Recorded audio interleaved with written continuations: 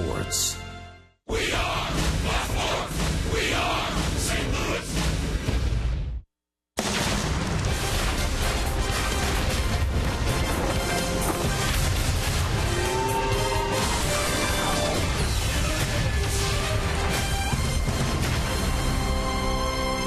This is St. Louis Cardinals baseball, and tonight from Wrigley Field in Chicago. Game number 4 of a 4-game set. It's the Cardinals and the Cubs. Game number 1 highlighted by this amazing play from Colton Wong to start a double play. Takes a hit and RBI away from Starlin Castro. The emotion from John Lackey. And the Cardinals take game 1 of this series by the final of 6-0. In game 2, game 1 of the doubleheader yesterday afternoon. Anthony Rizzo with his opposite field home run off a Randy Choate. Late comeback for the Cardinals falls short. 7-4 would be the final. Then in game 3, late, Kevin Segrist, a throwing error. Floodgates opened up, and Chicago took game number 2 of that doubleheader 5-3. The standings in the National League Central. Pittsburgh 4.5 back of St. Louis. Chicago 7.5 back. With Pat Paris and Tim McCarver, I'm Dan McLaughlin. Welcome to Cardinals baseball. And Tim, this is one of the points of the season that tonight is an important game. You play 162 games during the year, and not all games are created equal. This is a big, big game tonight. And the Cardinals turn to what they hope is a big game pitcher, all-star Michael Wacha. Wacha this season is 10-3. Well, it's remarkable what Michael Wacha has done. Nobody can replace Adam Wainwright, but if the Cardinals could replace Adam Wainwright with a guy like Michael Wacha, they'd be very happy, and they are. All right, it's a pair of right-handers here tonight in game number 4. Hamill and Wacha. Cardinal fans are here in Chicago. Baseball next.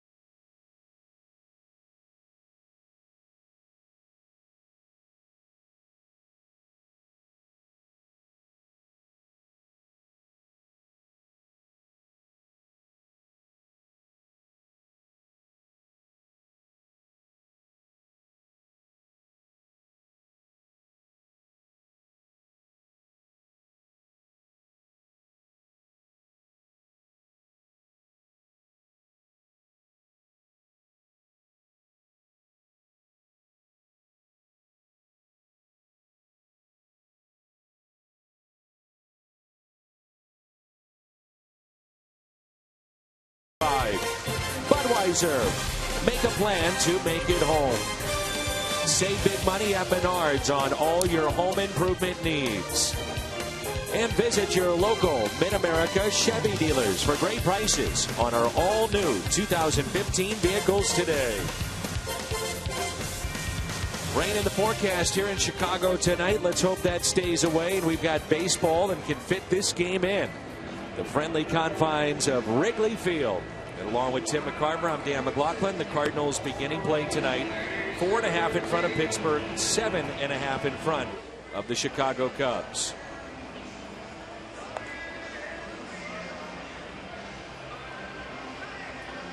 There's a look at Mike Matheny dealing with a lot of injuries, in particular Colton Wong, who's not in this lineup tonight. Tommy Pham, Matt Carpenter will play second base, and Johnny Peralta here in the first. And it's Hayward, Molina, Reynolds, Grichuk, Dan Johnson, a new face added to the 40-man roster, brought up. He does have big league experience. He'll play first base, a left-handed bat. And Michael Wacha is batting ninth for St. Louis. The Cardinals will face a good right-hander in Jason Hamill, who is 5-4. Yeah, don't be deceived by that 5-4 record, but his earned run average is excellent.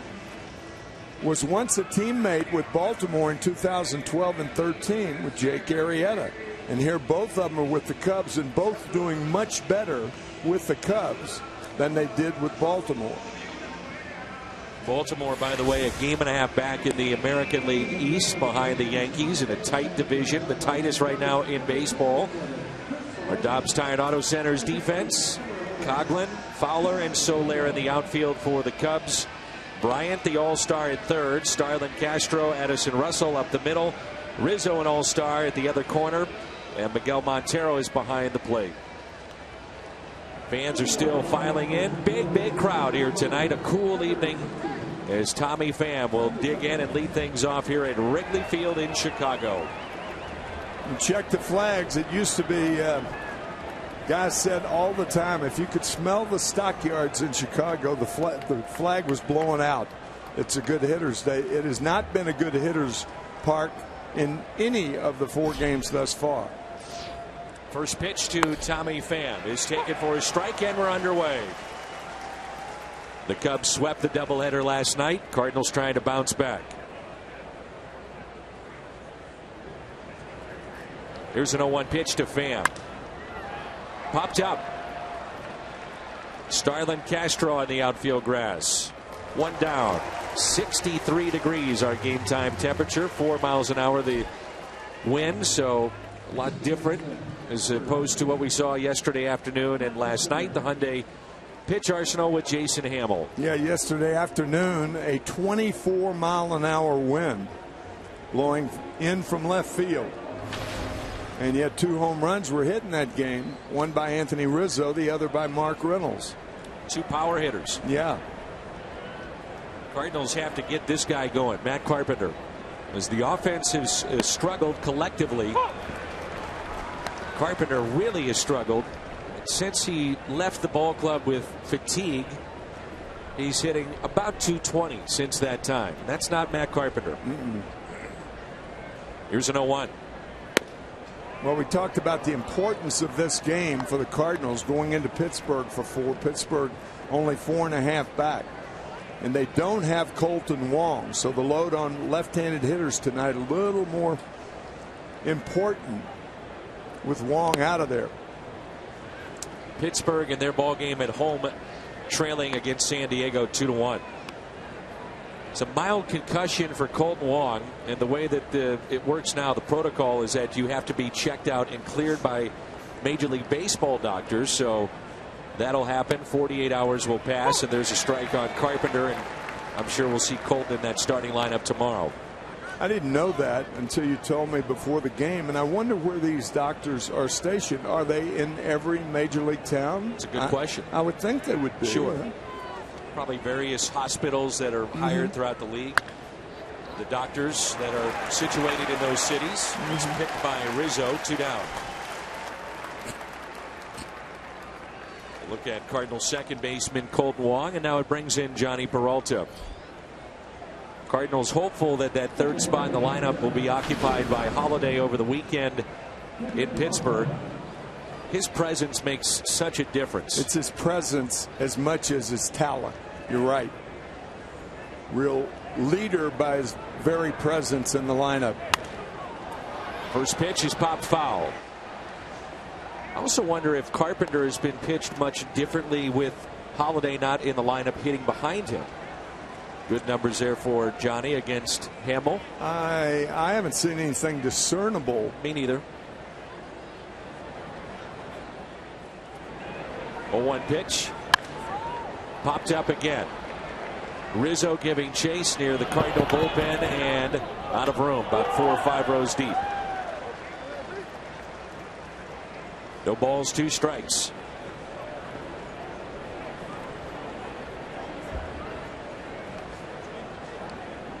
With these pitchers going against each other tonight, Hamill and Waka, one would expect a low-scoring game. And the Cardinals, for the better part of the first half of the season, won those low-scoring games. Hamill coming off a start against Miami. Took a loss, 7 innings, 4 hits. That's it. 2 earned, but the offense wasn't there that night for the Cubs. And the 1-2 pitch. Both these teams right now, I think, Tim, you could say they're defined by their pitching staff. No question. That's the case with the Cardinals. So are the Pirates. Absolutely. Very good pitching. A.J. Burnett, final season. He's been on fire. First time All-Star this year. Isn't that something? It really is. 2-2 pitch. There's that breaking ball. It's a good one for Hamill, and a strikeout of Johnny Peralta. The Cardinals All-Star pitcher, Michael Waka, to the mound.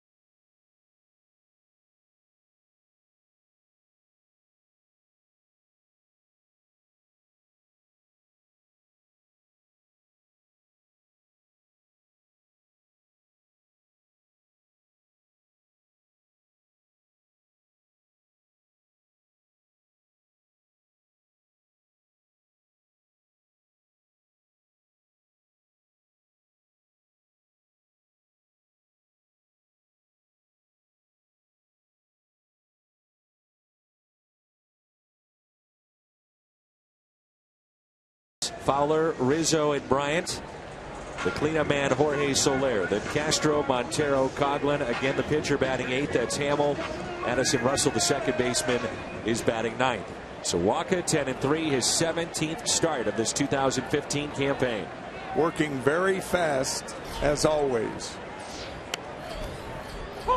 And a guy who's changed his style this year. He's getting more ground balls because of that changeup. Guys commit too early. Not necessarily keeping the ball down that much. Michael shaking his head saying, or at least thinking, where was that pitch? I'm thinking that right along with him. 1-1 pitch. 96. Tim, he's thrown now 175 fastballs at more than 95 miles per hour. So you mix that in with a changeup, an improving breaking pitch. There's just not a lot this guy can't do. The upside is so high with him. The 1-2 pitch from Walker.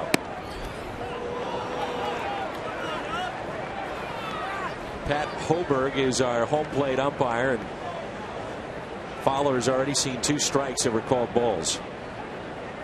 2-2. Hit out of play.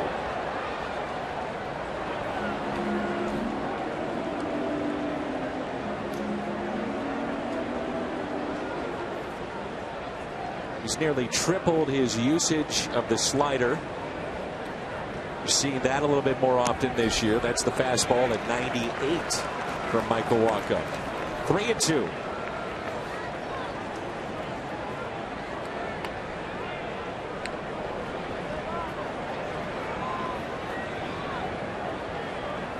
And a leadoff walk.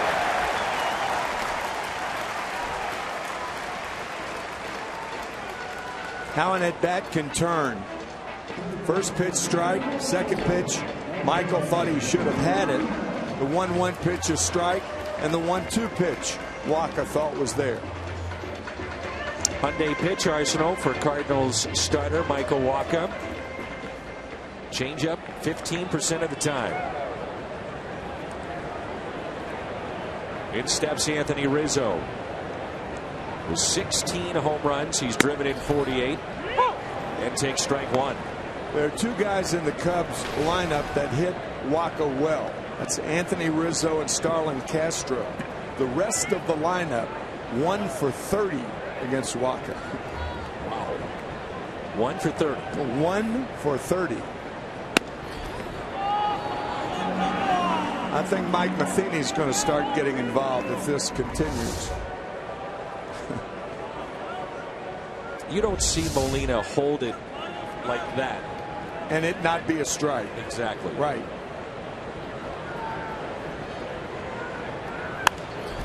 Popped up left side and out of play.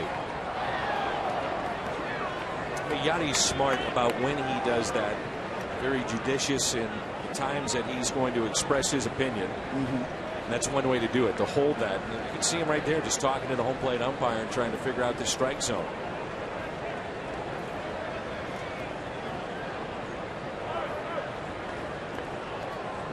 We've talked many times how speed slows down the game. Yadi Molina looking over at Matheny. Matheny will give him a step off, a throw to first. There's your ground ball, and out at second base. So they get the lead man. And who got the lead? Who got the lead man? Don Johnson. So Johnson at first base, Carpenter at second. Peralta, the shortstop tonight. Reynolds is at third. Grichuk, Pham, Hayward in the outfield. And Yadier Molina is behind the plate. I guess we should say no, not that leading man, not the Don Johnson. Dan Johnson, actually. Rhymes with the old actor Van Johnson. Being a movie buff, you remember that name. That's fouled back by Chris Bryant. Dan Johnson comes up. He hits him the left side. The Cardinals trying to find some type of spark offensively, and right now they need it in the worst way. Chris Bryant will be part of the home run derby that was announced today. You'll see some mammoth shots at that ballpark. There are regular season games in which it's like home run derby. My vote might be for this guy at the plate right now. I agree. Because of his lift. We talked about it yesterday during the doubleheader. Tremendous lift. Not only power. That lift gives him home run power. 0-2 pitch. Doesn't get the call. Bryant will have his dad throw to him, and you can see Walker is getting frustrated now. Yeah, and Molina's going out to talk to him and to soothe, if you can. Home plate umpire Pat Hobart has been squeezing him. It's pretty obvious. He was the umpire that tossed Seth Maness in the ball game last night on that fair Good or point. foul call. Yeah. Players were still talking about that today and frustrated that you have instant replay, but yet it doesn't work for that type of play. You know, you have all these different things now decided by technology, and that's such a crucial call, and it doesn't get used for that. Here's a 1-2 pitch. In that game, Seth Maness, with one pitch, blew the save, lost the game, and was ejected on one pitch. It's a tough night, huh? That's a tough night. There's Seth. Yep. Curveball swung on and missed. And the strikeout of Chris Bryant. First curveball and a good one out of the strike zone to get Bryant.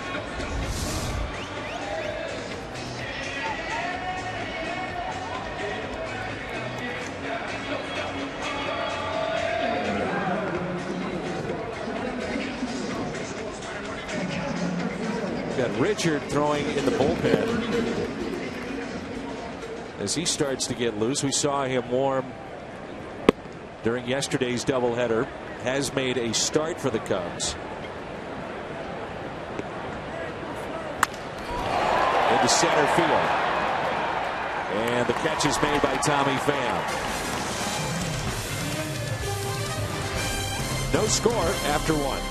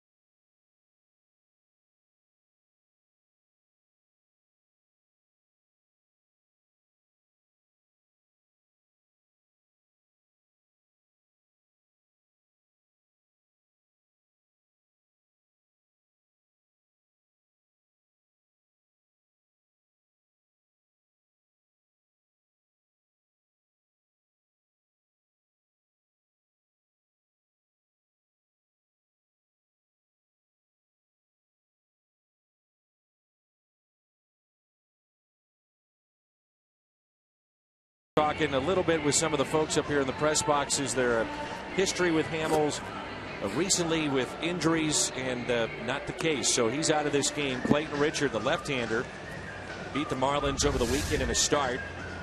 This is between innings. Hamel done for the night. So that tough righty is out, and Clayton Richard is in. Yeah, those fingers, your business partners, and when they go down, you can't pitch.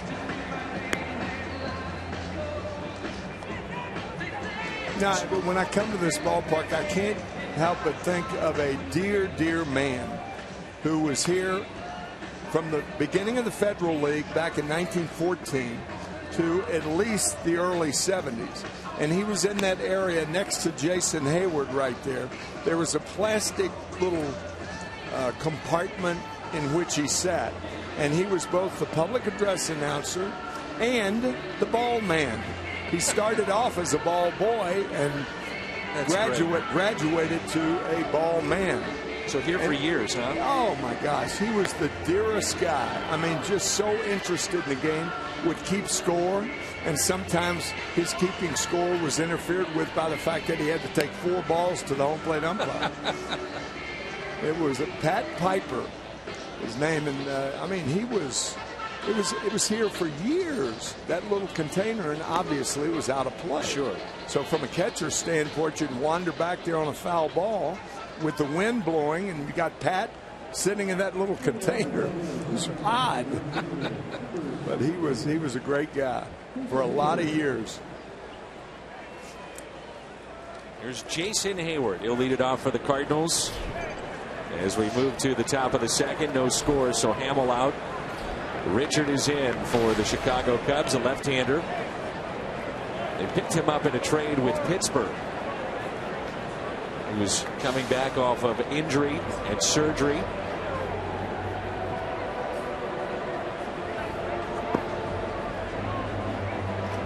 We'll see if the strike zone changes a little bit here in the second inning, but that was a tough bottom of the first for Michael Wacha in terms of that zone. It really was.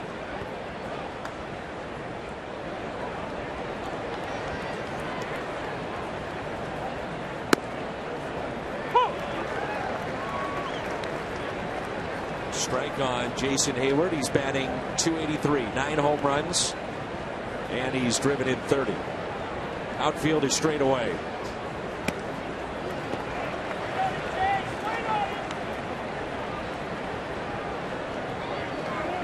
If a manager has to make a move early, he'll go to an opposite hander as his second pitcher.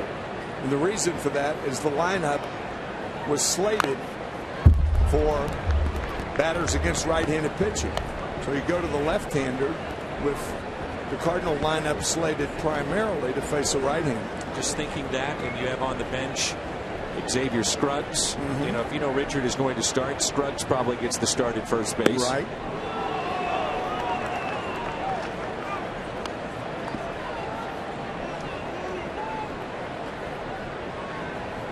This strike zone is tight. Wow. 1-2 pitch.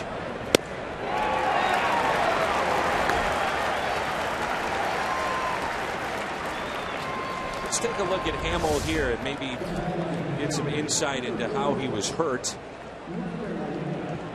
There's something not right there. Yeah, right there. Going over to cover first if necessary. Yeah, you can see that Jason not real happy about whatever it was, a ligament problem with the fingers, whatever it was. And a ball to Yadier Molina. 1 out. Here in the top of the second. Yadi is hitting .289, couple of home runs, and he's driven in 28. And that's a base hit into center field. 1 out hit for the Cardinals catcher. We turn to our Toyota keys to the game with Tim McCarver. Obviously, every Cardinal fan realizes Adam Wainwright down in his 4th start of the season at Milwaukee. As far as Wacha is concerned, stick to the script, do the little things to win this game. And as we said, the Cardinals, their slate or their schedule or whatever it was in the first half of the season, win the close ones. And Wacha was involved in a ton of close games. Mike Reynolds at the plate. Homered yesterday, 2-run shot. And the 1-0. 2 balls and no strikes. Mentioned in the open the importance of this game. Trying to earn a split. And then head to what will be a very tough 4-game series in Pittsburgh. Reynolds slaps it down the other way, and it's just foul.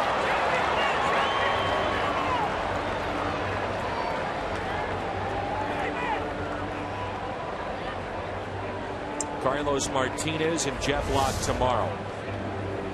And that ball was originally hit. I didn't think it was going to be that close to being a fair ball. Game 2 Friday night, Lynn and Garrett Cole. Lackey, A.J. Burnett on Saturday. Francisco Liriano and Tim Cooney. Cooney has been announced as the starter on Sunday night. Left hamstring tightness is the word we get on Hamill.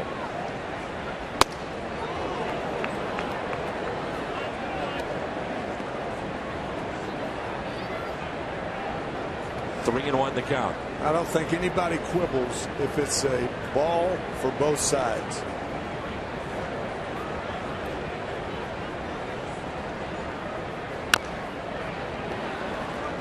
full count.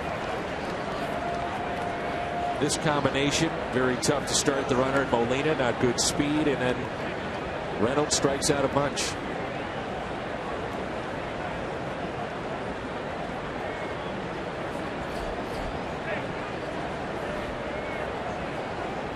Three-two pitch, way inside.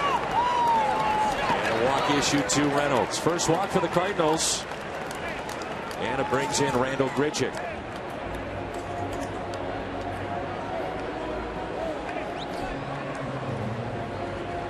This should be the type of pitcher that Randal Grichuk can catch up to.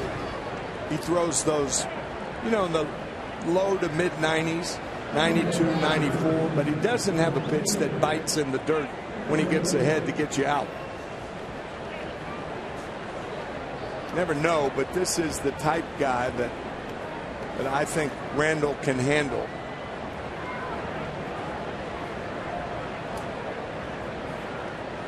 Seven home runs for Grichuk. 2 runners on.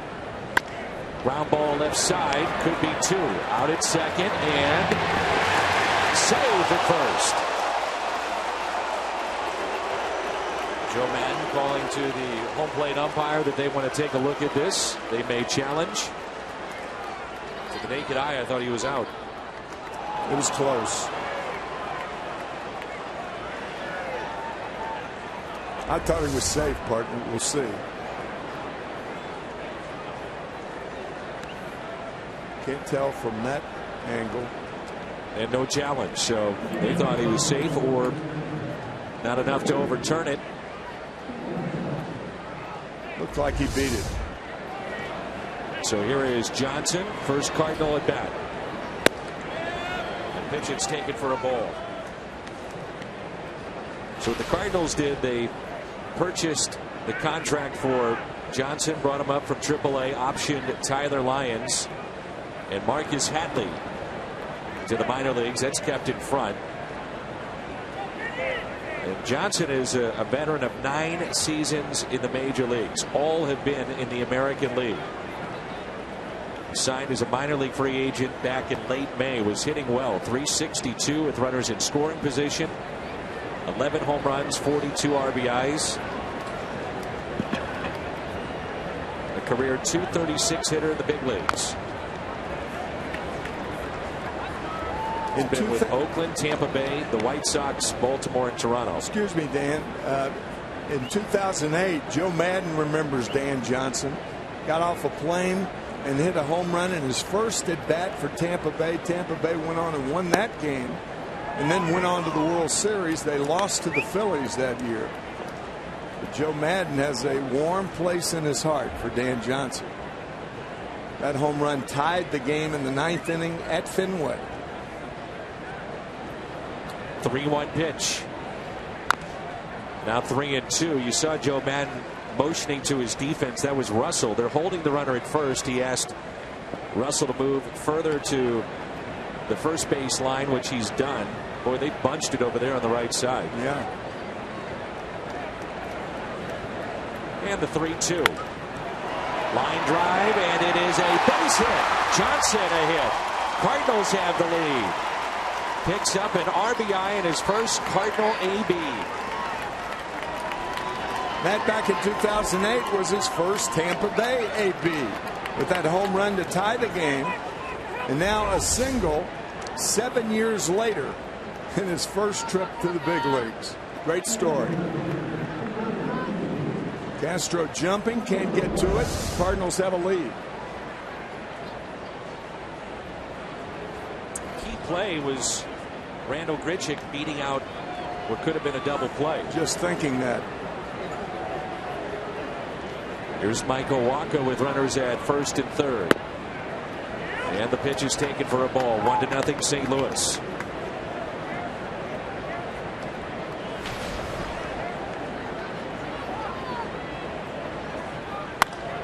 One ball, one strike. Packed again here at Wrigley Field. Big crowd tonight. As the Cubs and Cardinals wrap up their series, we have one more visit to Wrigley, and that's in September.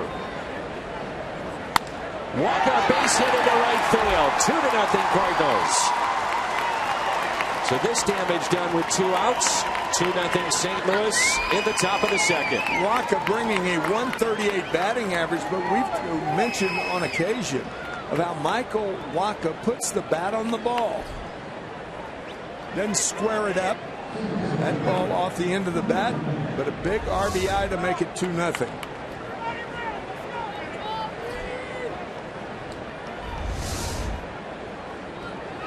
Now Tommy Pham. Runners at first and second. 2-0 Cardinals. Pham popped to short. First time up against Hamill, the starter of the Cubs, that was lifted after 1, dealing with a hamstring issue.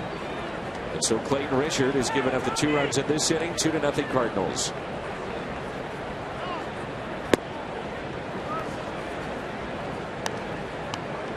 Not seeing Hamill, stating the obvious here, but boy, it changes the complexion of this game. He is tough. I'll say. The 1-0 pitch.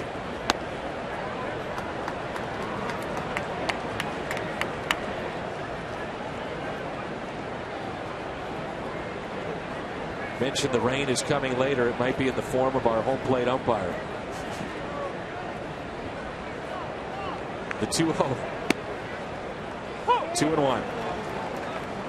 You talk about the speed and the pace of play. When the strike zone is this tight, this is why you have 3.5, 4-hour games.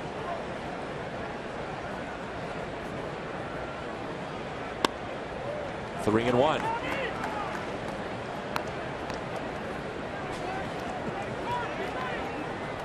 Cracking up. I just like the way you explained that. That was good. I enjoyed that very much. 3-1 pitch. Pham pops it foul. From the pitcher's perspective, Tim, you know, you're talking about a very tight strike zone. So now you're getting the hitter the advantage, and he's got to come over the middle of the plate. It could be a long night. 3-2, and time is called. Runners off with this pitch.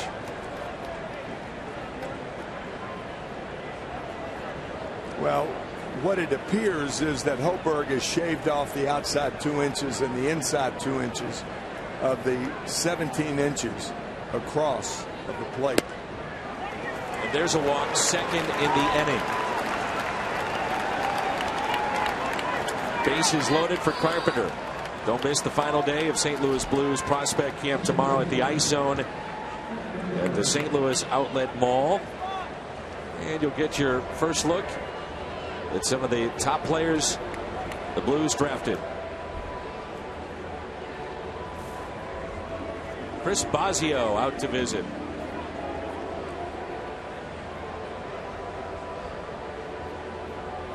Tough spot for Clayton Richard. There is one theory that says a pitcher or a regular player, they don't have a chance to get nervous when they're called in the game, but they also don't have a chance to prepare. And he comes in and has thrown some flat fastballs capitalized on by the Cardinals. But you're right, that play by Grichuk, beating the play at first base, and no challenge by Joe Madden. Biggest play in this inning.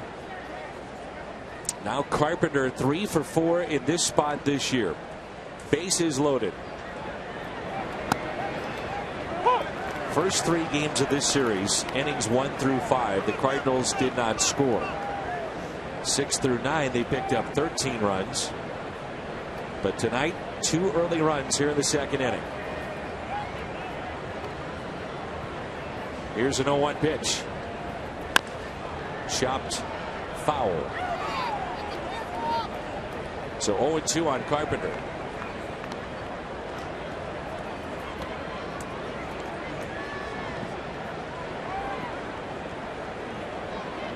Seen him out in front on pitches more so in the last month than maybe the last 2 years combined. He has not hit the changeup well.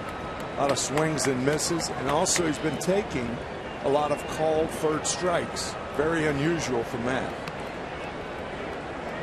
0-2 pitch to Matt Carpenter.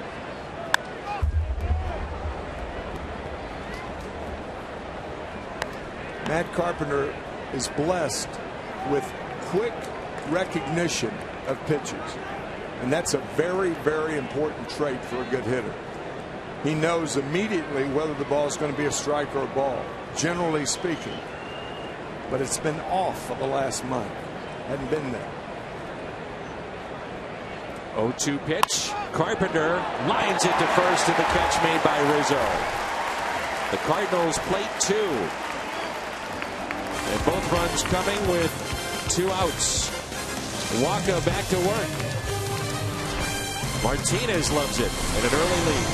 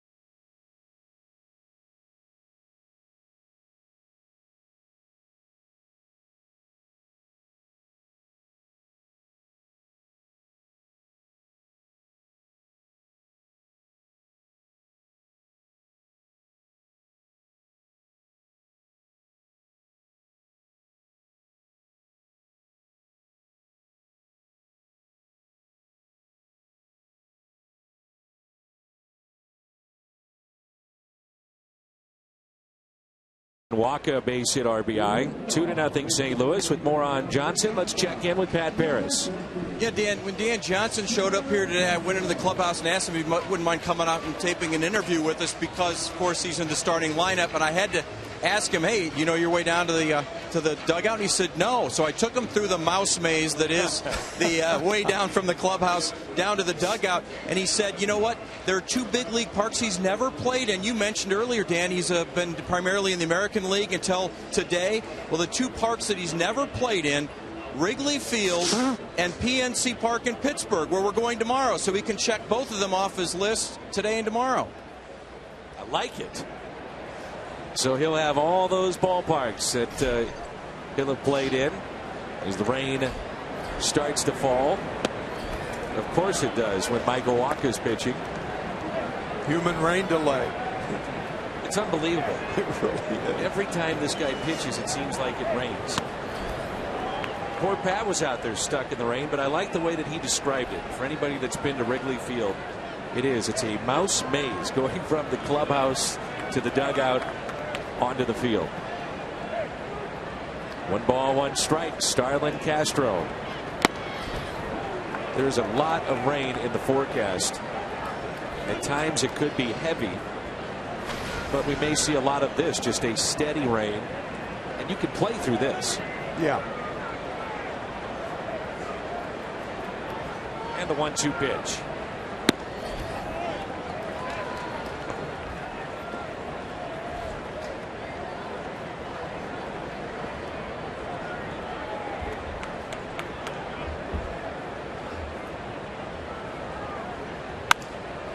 Fly ball into right field. Hayward battling the raindrops, and he was fighting that just a little bit. See that in his reaction. Well, a lot of times when it's raining, you look up there and you think about 10,000 baseballs are falling from the sky, so catch one of them and hope it's the ball. Jason really having a tough time with that routine fly ball. Miguel Montero. You had a chance to visit with Miguel. I did. It was a great visit. He was out by himself, and he had his catcher's mitt, and his hands are taped. He had 4 wads of tape on his fingers, and when he catches, a protection device for his thumb. He told me that in 2013, right when the season ended, he had 3 operations on his left hand within a week. Wow.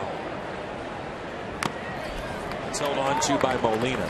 He had an infection that was deep into the bone. It was the bone, the bottom part, and every catcher knows what I'm talking about. It's the bone below your first finger next to the thumb. And I looked at it, and there was a hole, a scar of a hole in that picture. And the reason, he said his hand hurts him all the time. I said, your 3rd and 4th times up, I would imagine very, very difficult. You have no authority to hit the ball the other way. You hit like with 8 fingers instead of, 5 on your right hand and 3 on your left hand. Affects the grip on the bat. Oh, yeah. How are your hands now? Seriously. Not good. Not good. Took a beating. Yeah. About 2 years ago, they started acting up and not stopped. Ouch. Walker got a piece of it, and Carpenter makes the play. 1-4-3. Rain is picked up here at Wrigley Field.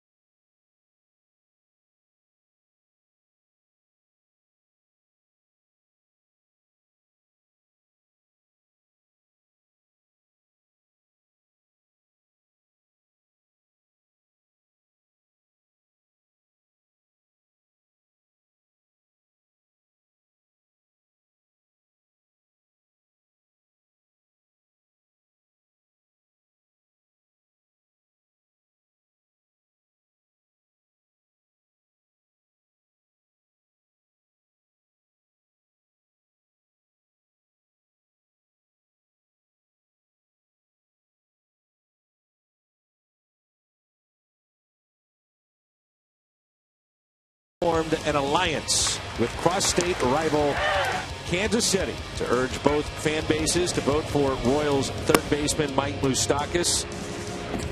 We're being serious about this. And Cardinals pitcher Carlos Martinez for the All-Star game. Cast your selection. Cardinals.com/vote. Mobile device by texting A5 for Moustakas, N4 for Martinez to 89269. Voting ends 3 on Friday. I can't believe you're texting that much, Tim, even with the bad hands and the fingers. Good job.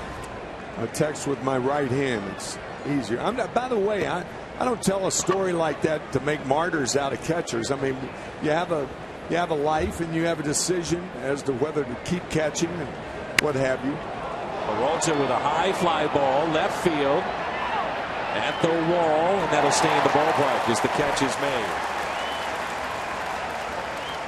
You were telling a story about Yadier Molina using another mitt 2 years ago. 2 years ago with all the hard throwers. He said his first time he had to do that, go through a couple of different mitts because basically the padding had eroded and the webbing was starting to break. He said these guys are throwing so hard, but I had to go to a different glove by the end of the year. Yeah, I told Montero that the better your pitching staff, the tougher it is on your hands. Sure.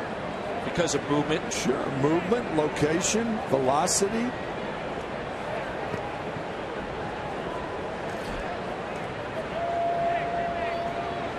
First pitch to Hayward. I mean, these guys are not going to let up to protect your hands. Who was the toughest guy that you caught? Gibson, by far. Nobody else was even close. Mentally and physically? No, physically. Late movement. Couldn't center the ball.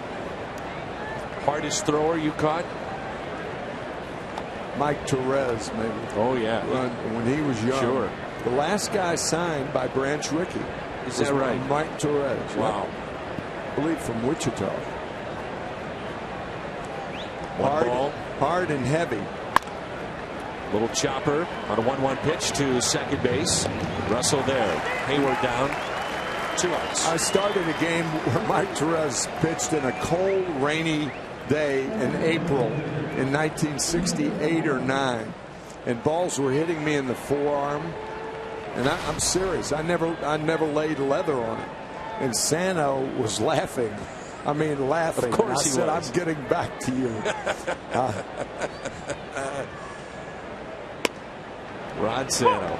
Yeah, we told Ron Sano stories last night, but a lot of people forget how great an athlete he was and what a magnificent baseball player he was. Good enough for the Hall of Fame. And dealing with the ailments that he had over the years, too. Diabetes. 0-2 pitch to Molina. On a hop to Chris Bryant. He gobbles it up. Cardinals go 3 up, 3 down. What's turned into a rainy night at Wrigley.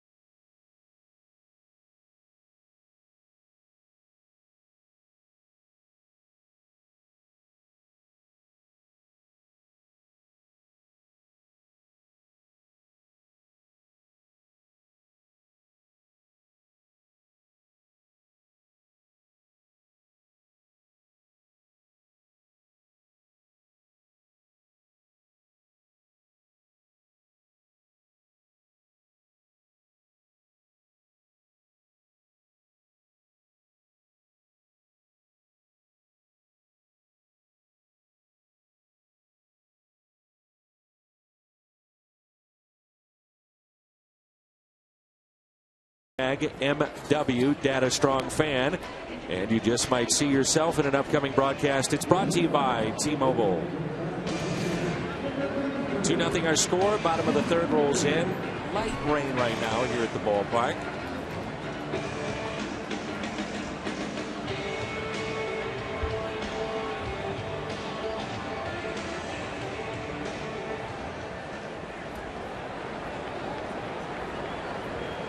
To our south, a ton of rain, and the hope is that stays enough south that we won't see that here hit Wrigley Field. Time will tell. And a ground ball that's pulled foul by Clayton Richard. We've talked about it, Tim, but when Michael Wacha makes a start, you may see something special that night. He's that good every fifth day. Fun to watch. Goodness.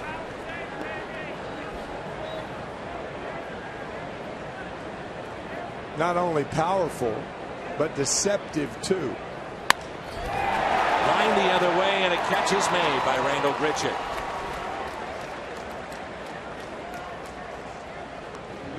Cardinals score 6. Get any size coffee, found, or frozen drink for just 50 cents the next day and on the run.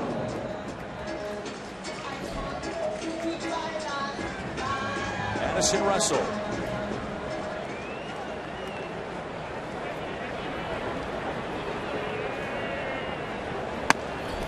Fastball and a strike.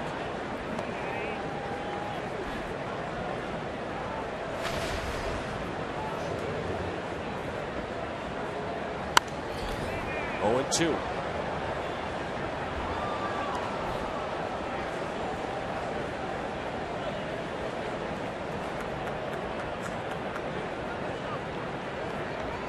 Here's the 0-2 pitch.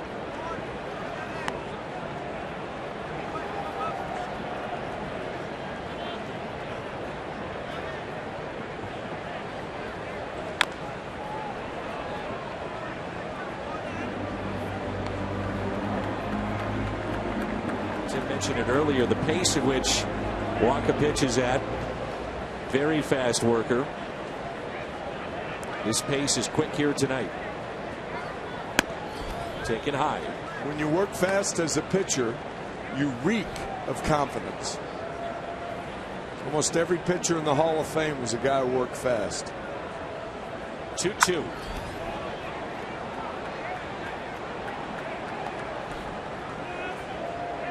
John Mozeliak saying the other day that of all the All-Star selections, and he's very happy for all the players, but really excited for Michael Wacha with everything that he went through a year ago. There's a strikeout. Third of the night. You know, he burst onto the scene. He wins the NLCS MVP against the Dodgers that last year's season cut short. Worked very, very hard to strengthen the area around the shoulder because of those issues. And now headed to the All-Star game. It's a great accomplishment. One of 28 players that are first-time All-Stars this year in Cincinnati next Tuesday. A fly ball lifted out to left off the bat of Dexter Fowler. Randall Grichuk is there. And Michael Wacha is settled in. 2-0 St. Louis.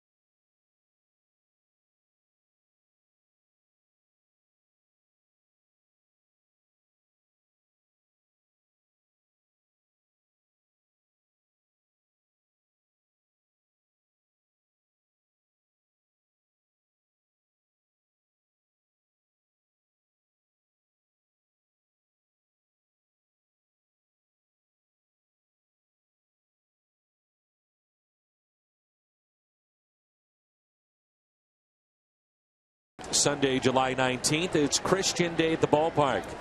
And this year's post-game speaker, football legend Kurt Warner. Also that day, 25,000 fans ages 16 and older receive a blue and yellow Kurt Warner V-neck T-shirt. Tickets at cardinals.com/promotions. I have heard my partner talk about athletes that have graced St. Louis, be it hockey, football, or baseball. And Dan McLaughlin has not said anything nicer about any of those athletes than you have Kurt Warner. He's amazing. Yeah, I know. He's amazing. His stock went up when I heard your stories about him. He's terrific in terms of what he did with his life and what he did for the franchise, what he did for the city of St. Louis. But inspirational story just to get to the NFL. Everybody knows that. But then kind of a tale of two careers, too. Then he thought he was done in St. Louis. He goes to the Giants. They thought maybe he's done there. Back up to Eli Manning for a while. Reinvents himself in Arizona.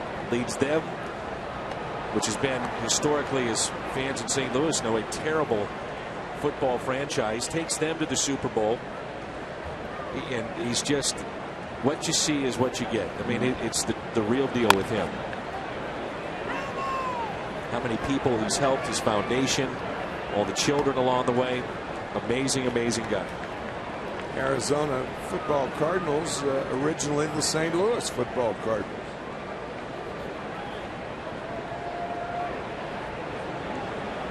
And time is called. You enjoyed our visit yesterday with Bernie. I really did. 2-2 is hit the other way, and that's in the gap at right center and all the way to the wall. Reynolds to second, thinking three. Mark Reynolds with a stand-up triple.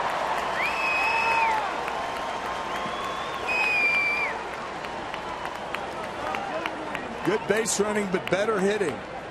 That ball on the outside part of the plate, and Mark didn't try to pull it. Hit it the other way. And hit it hard the other way. And once it scoots past Jorge Soler, even though Soler has a very good arm, Mark realized that this could be three. Second triple of the year for Mark Reynolds.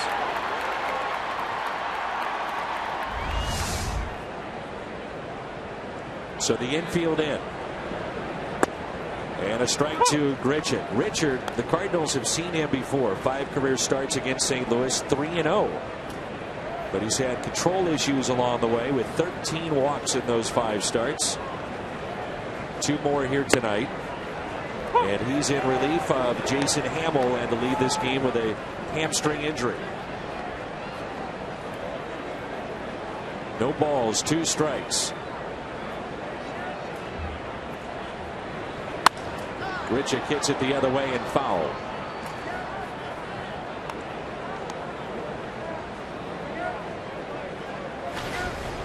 Key play in this game, if you just joined us, a routine grounder, could have been a double play. The speed of Grichuk allowed him to be safe at first, extended the inning. The Cardinals picked up 2 out base hits and lead it 2-0.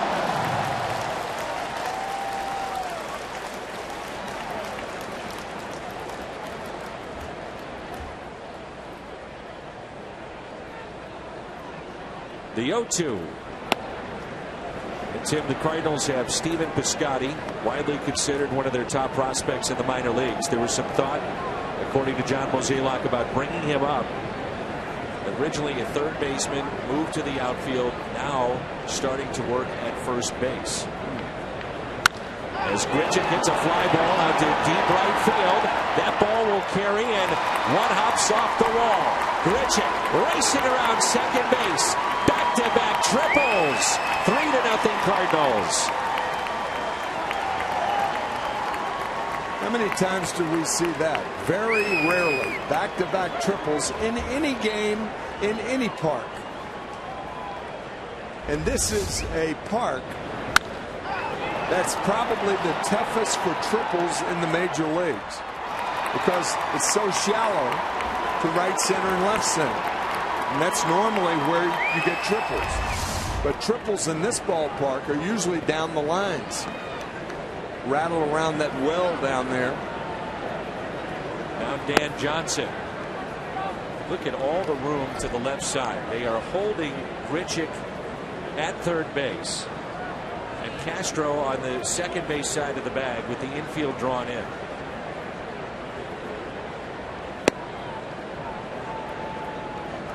We saw that too in his first at bat when they were playing normal depth, but they bunched towards the right field line. Right, there was nobody on third with one out.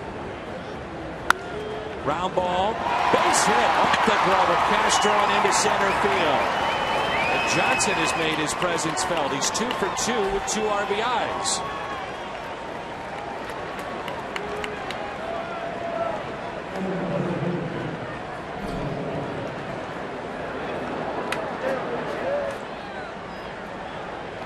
Dan Johnson will be 36 in a couple of months. Talk about reinventing himself, at least for 2 at-bats here at Wrigley. It's got to be a relief too. New team. Oh, yeah. Make this kind of impression. Thrilling. Michael Wacha squaring to bunt. And strike one. Wacha a single to right field and an RBI back in the second inning.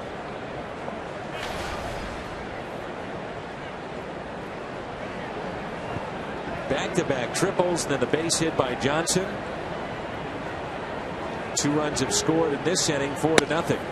0-2 on Wacha. How did George Kissel teach bunting? What was the idea or the main premise of what he was trying to get across? If the bat's in foul territory, it'll be a foul ball. Very simple. So, keep the bat in fair territory. Also, Johnny Keane who was the manager of the Cardinals from 61 to 64. Then he took over with the Yankees. But he had a very good point. He talked about guys being innately afraid when they squared around. They're more afraid of the ball than they are as a batter. Michael Wacha is 2 for 2. I guess you think about it, Tim. I mean, 99% of the time you go up since you've been a kid, you're not squaring up to face a pitcher. Right. There is an innate fear, sure. I believe, particularly with pitchers. They don't get up there that often.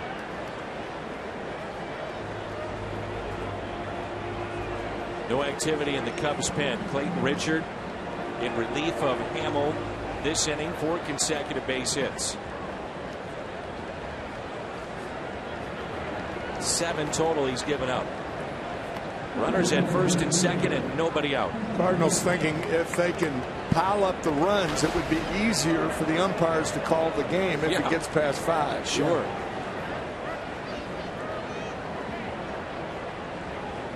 Runners at first and second for Tommy Pham.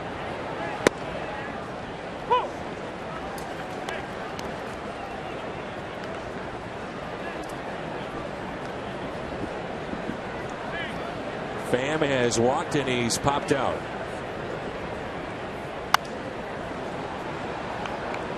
Travis Wood begins to throw in the Cubs bullpen, the left-hander.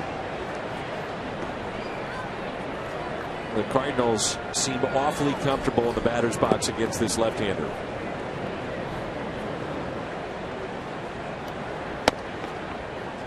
Even the foul balls are with authority. Yes. Wacha, the first multi-hit game of his career. 4-0 Cardinals. Runners at first and second. Still nobody out. Pham taps it left side. Bryant gloves, charges, makes the play. Runners advance to second and third with 1 down. The bottom part of the Cardinals lineup is produced thus far. You think about Molina with his single to center and scored. Mark Reynolds on base twice, a triple. Grichuk has scored twice. Dan Johnson 2 for 2, 2 RBIs. Michael Wacha with an RBI and 2 singles. And again, the infield is drawn in for Chicago. Carpenter lined out with the bases loaded back in the second and has grounded out to first.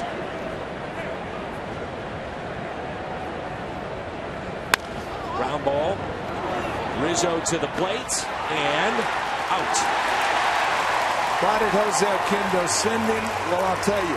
When you have a 4-run lead, runners on at second and third, it doesn't matter about the speed of the runner at third base. The worst that can happen, you end up first and third and 2 outs. But during that opportunity, you take a chance of scoring. So this is pretty clear. Normally, you know, if you're trailing by a couple of runs, obviously the infield wouldn't be in.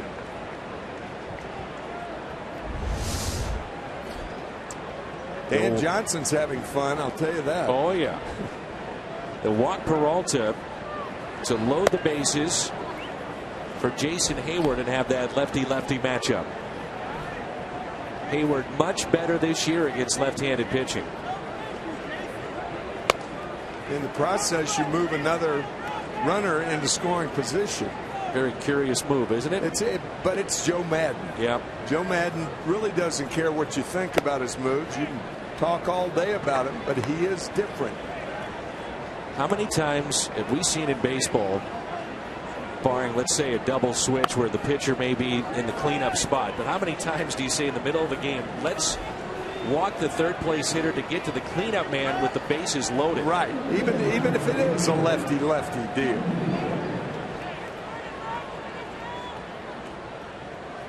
Well, you summed it up perfectly. It's Joe Madden. It's Joe Madden.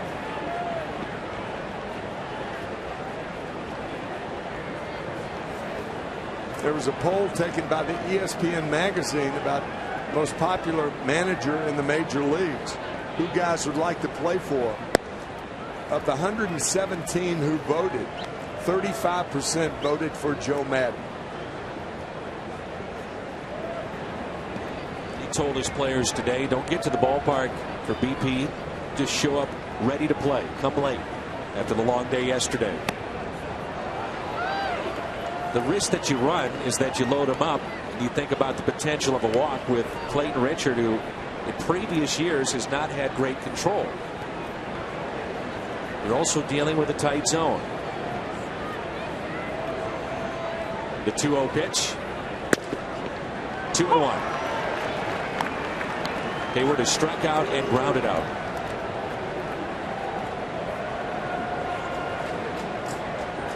Ideal hitting situation right here. Look for a fastball, you'll get it. Hayward is 0 for 6 with the bases loaded this year. 2 balls, 2 strikes.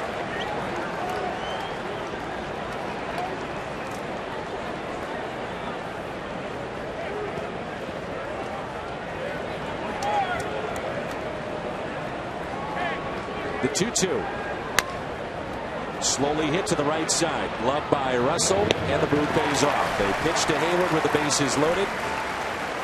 And the Cardinals strand the bases loaded for the second time tonight. It all started with a triple by Reynolds, followed by Gritchen. He tripled in Mark Reynolds. Johnson, a second hit at RBI.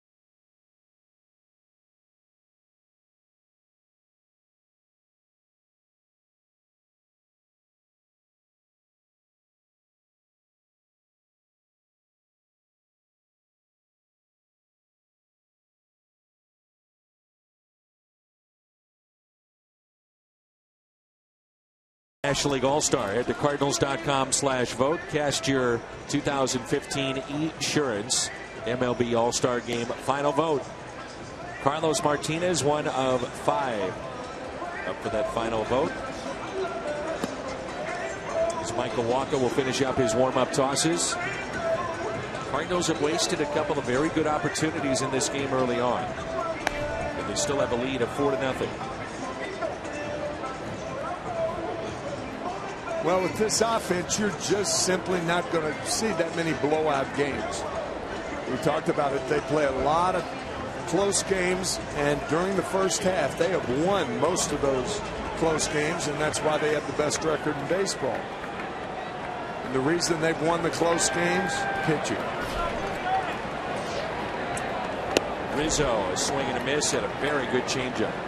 That changeup is something else. And a guy who will come out there and throw it 2 times in a row, 3 times in a row on the first pitch.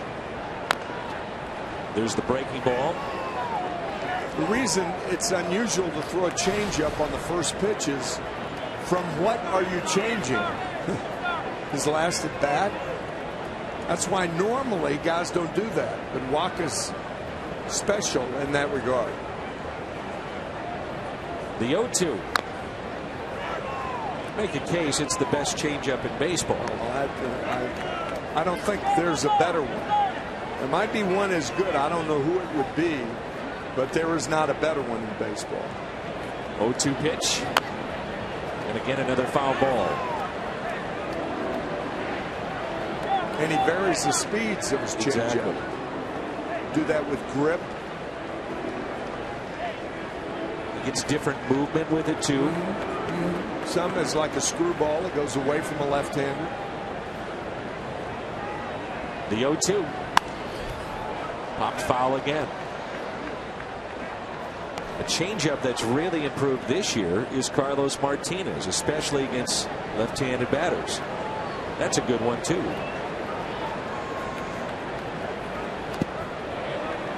But you think about Wacha throwing 96 and then a changeup that comes in 86 to 88. Plus he has such powerful reach that you think it's going to be a fastball with his delivery. He's a big man. 6'6". Same arm motion. He has perfected that pitch.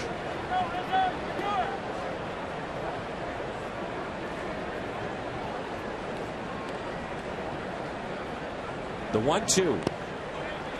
Tim, the last time the Cardinals had back-to-back triples, 2006 against Atlanta. John Rodriguez, Scott Spezio off of Tim Hudson. Man. J-Rod and Spezio. That's fun. A combination. 9 years ago. 9 years ago. That's great. It was a championship year in 2006. And tonight it's Reynolds and Randall Grichuk, back-to-back triples. Here's a 2-2. Good at bat here by Rizzo. 10 pitches in this at bat. The reason he's a tough out, he doesn't swing through many pitches.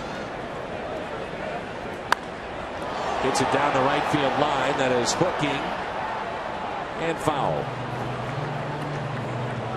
Do you believe this weather we're having in July in Chicago? Talking about wind chill factor yesterday before the afternoon game, not the night game. Right. It was warmer last night than yesterday afternoon. 3-2 up the middle and a single against Michael Wacha. First hit allowed, and it's off the bat of Rizzo. Now you just tip your cap to Anthony Rizzo after an at bat like that. That's a big league at bat.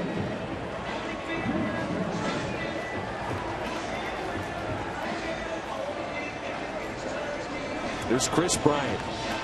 You talk to people around the Cubs organization, and they say that Bryant acts like he's been here in a good way for 10 years. He's comfortable. Yeah, absolutely. Very respectful of his position, being a rookie and a young player, but very comfortable, very confident. Lifts that into right center. One hops off the wall. Rizzo being waved in. Bryant thinking three. Tommy Pham had some issues getting that out of the ivy, it looked like, and getting it back into the infield, and the Cubs get on the board. It's now 4-1. Playing the ivy's tough for a young outfielder just coming up. Tommy Pham coming up last Friday. Third triple in 1 inning. Third triple for Bryant. And his 50th RBI of the year.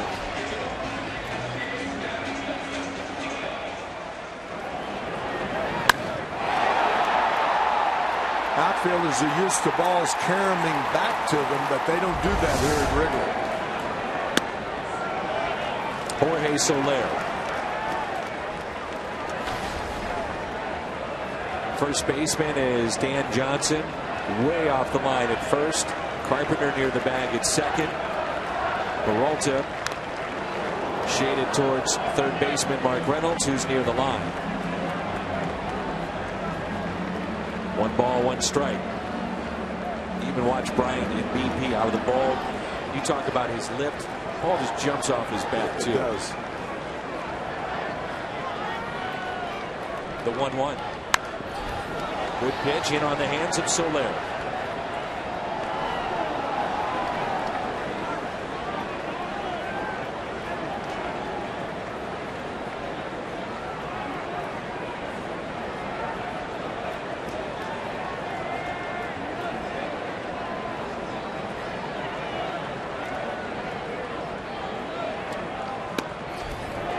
Two balls, 2 strikes. Castro on deck. Tim mentioned he has good numbers against Walker. Soler fly to center, first time up. The 2-2.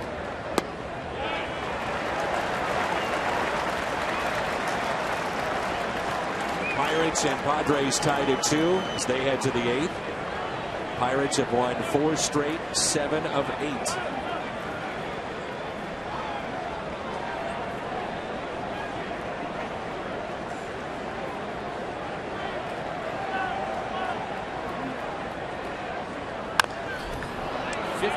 Games this year, tonight being number 54 for Soler. Missed about a month with an ankle injury. He's already struck out 70 times. A lot of strikeouts in this lineup. Yes. That's a concern, and the bullpen's a concern. Better work late in the games lately. Strikeout number 71. 4 tonight for Michael Wacha. On the changeup. Tough pitch. 3-2 changeup like that. Yeah.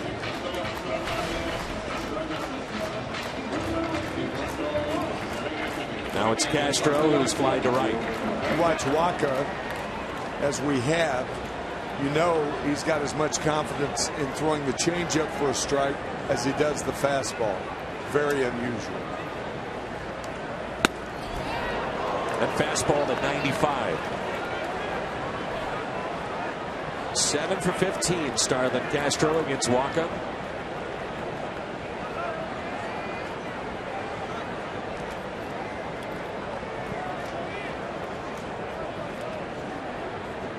The 0-1.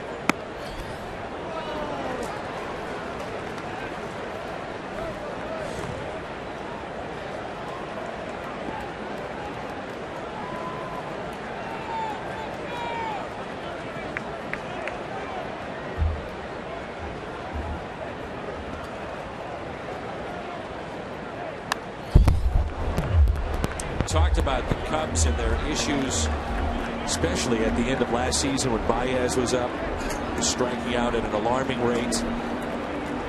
Only Houston has a worse strikeout rate as a team than the Chicago Cubs. Houston, by the way, one of the big surprises in baseball at 49-37, 2.5 in front of the Angels.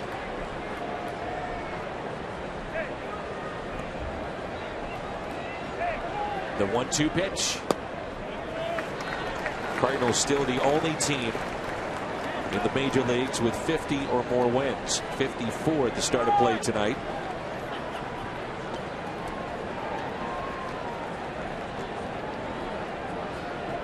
A 2-2 pitch. Castro puts it in play. Walk on late to the bag. No one there.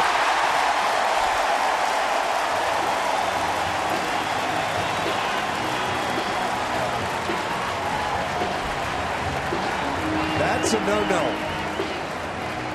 Michael Wacha not late covering the bag. He just didn't cover the bag. Seen John Lackey do that a couple of times this year, but I don't know what Michael was thinking on that play. Upset with himself, and he should be.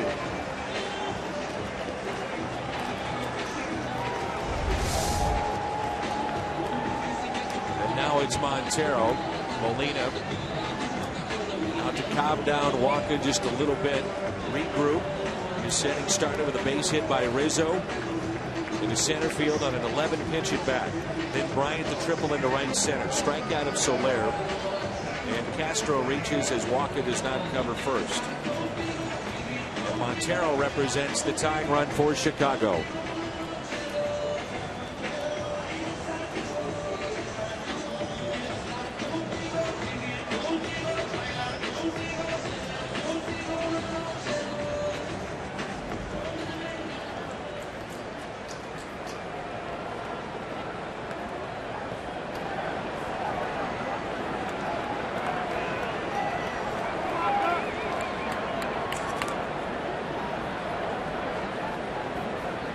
One out, runner at first.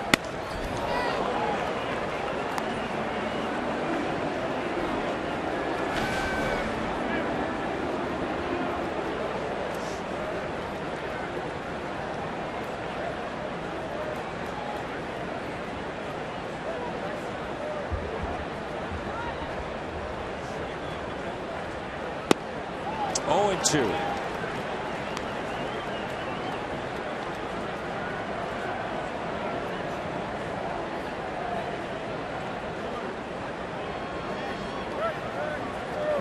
Montero struck out swinging first time up. Walker struck out 4. He's walked 1. The pitch taken high. 1 ball, 2 strikes.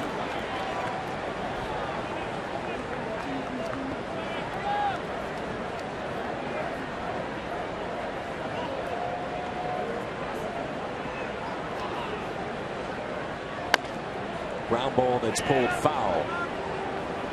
That's Brandon Hyde, the first base coach for the Chicago Cubs. Gary Jones is at third. Longtime bench coach in Tampa Bay for Joe Madden. Former major leaguer Dave Martinez. 1-2 the count. Ground ball could be 2. Nice play by Carpenter. It's a double play. 4-6-3. Cardinals have Molina, Reynolds, Grichuk coming up. It's now 4-2 after 4.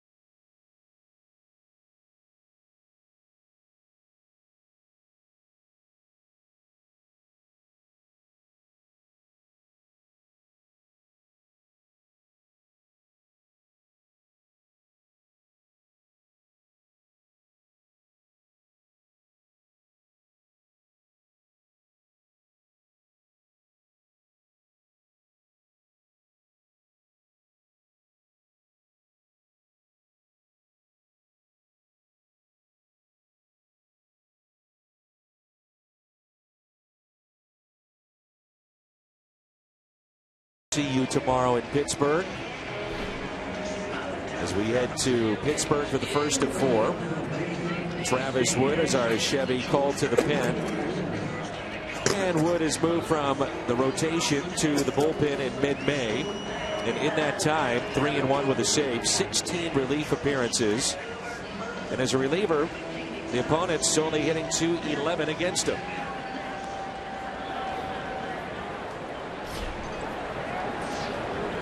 Travis Wood.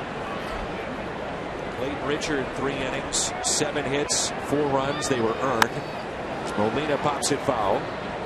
Walked 3, struck out 1 in relief of Hamill. If you just joined us, Hamill out with a hamstring injury, only threw 1 inning. And it was Richard the lefty, and now Travis Wood. The 0-1 to Yadier Molina. Now 0-2. Molina has singled to center and scored back in the 2nd inning and grounded out to 3rd. 3 home runs against this lefty for Yadi. .375 average in 40 at bats.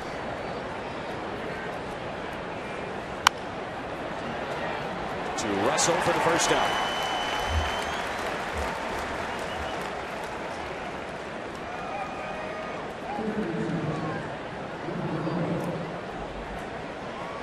Reynolds on base twice tonight with a walk and a triple.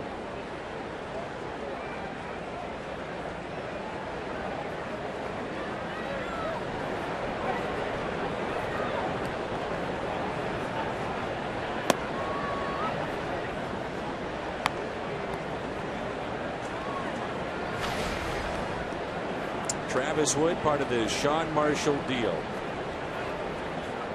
He's now 28. 4th season with the Cubs. It was a 4-player deal back in 2011. 2013, he was an all-star. The 1-1 pitch. 2 changeups and a cut fastball inside to Reynolds. And it was Reynolds who hit a grand slam off of Travis Wood earlier this year.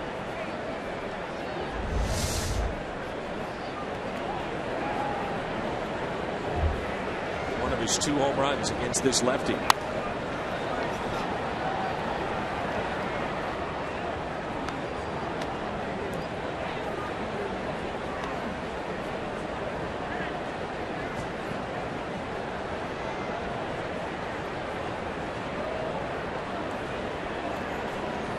The 2-2. He wants that one back. I was just about to say, you watch him swing the bat. He does not get cheated. Nope.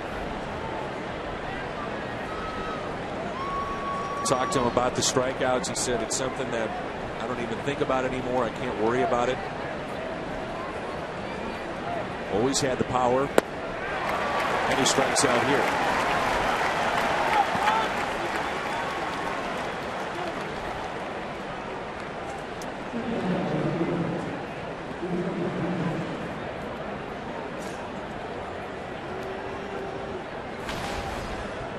Cardinals have struck out 4 times tonight. 1 by Hamill, 2 by Richard, 1 now by Travis Wood.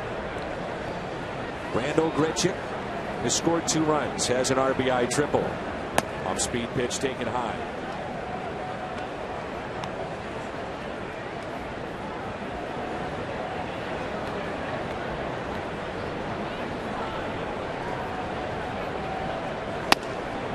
Whenever a catcher sets up inside, you know it's going to be a fastball. There's no breaking ball.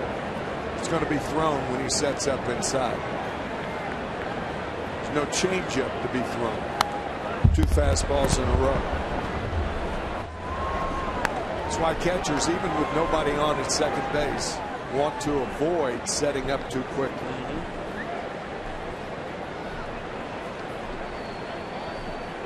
Inside. 2 balls, 2 strikes. Last time any team hit back-to-back triples at Wrigley before tonight was the Cubs against the Cardinals, ironically enough, back in 2011.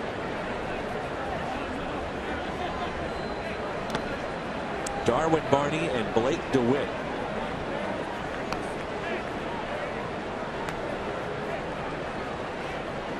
Three and two. Let's see where he sets up here.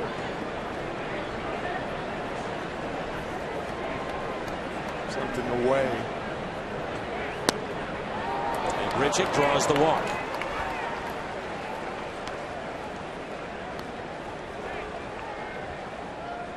Dan Johnson in his Cardinal debut.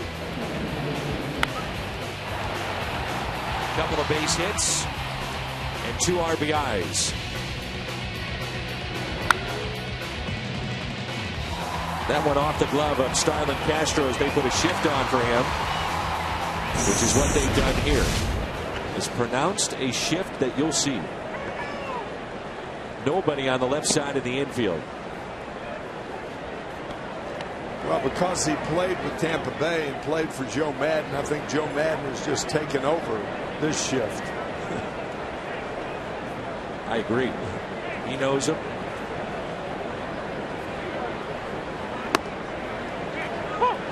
One ball, one strike.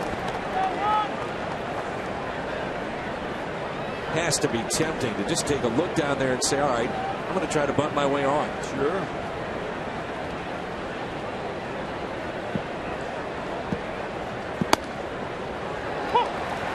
The issue with that is you have the pitcher on deck. And do you really want to bunt to bring up Walker? You might. He's 2 for 2. Yeah, at least you clear the pitcher. Yeah.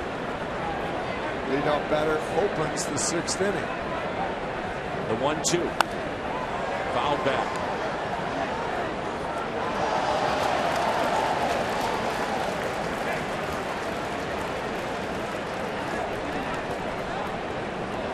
That's something, the scoreboard out there, the video scoreboard, 2 for 2, 2 RBIs, batting average 1,000. On base percentage 1,000. Long way to go here. Tough play. Hit the wire. And that's one you want to get a picture of. And keep that. Yeah. And then tell people, and I mean, that was in July. I had one heck of a year going. Oh, did I have a good year. Batting 1,000, on base percentage 1,000, slugging 1,000. And that was in July, Jack. Here's a 1-2. Foul back. Now the Cardinals searching for anything offensively, and in particular from that first base spot. Preferably a left-handed hitter, but not wed to that. Outside. 2 balls, 2 strikes.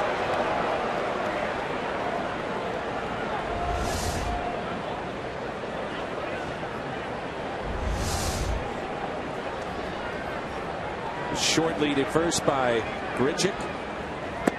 And a strikeout of Johnson. Scoreless inning for Wood midway through 5. Cardinals on top 4-2.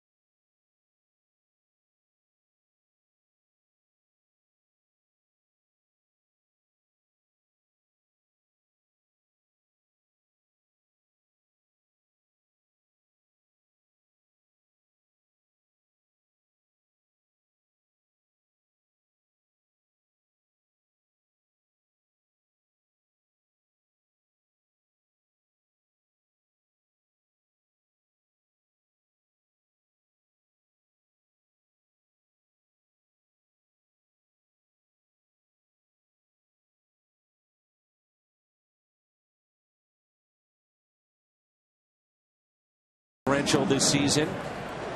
The Cardinals plus 92. We'll see the Pirates beginning tomorrow night. On the air at 5:30 tomorrow. Cardinals baseball here on Fox Sports Midwest. We'll have 2 of those 4 games against the Pirates. Carlos Martinez and Jeff Lott tomorrow. 5:30 with the pregame show. Here's Chris Coghlan. We're underway here in the bottom of 5. Coghlan rounded out his first time up. Again, a look back into the home plate umpire by Michael Wacha, as if to say, where is that pitch? 1 ball, 1 strike.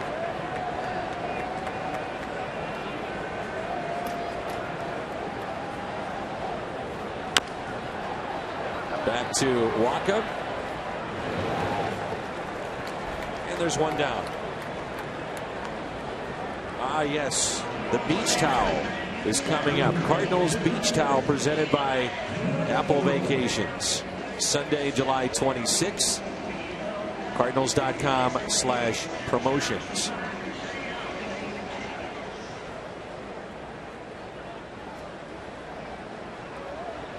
This guy can hit. One of the better hitting pitchers in the game, Travis Wood. That's why he's being left in there by Joe Madden.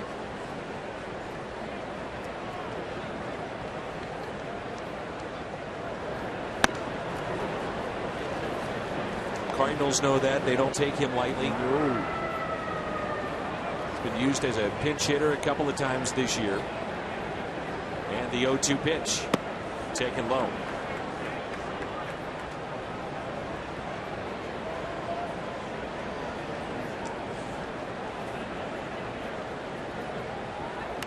Breaking ball, and it's fouled back.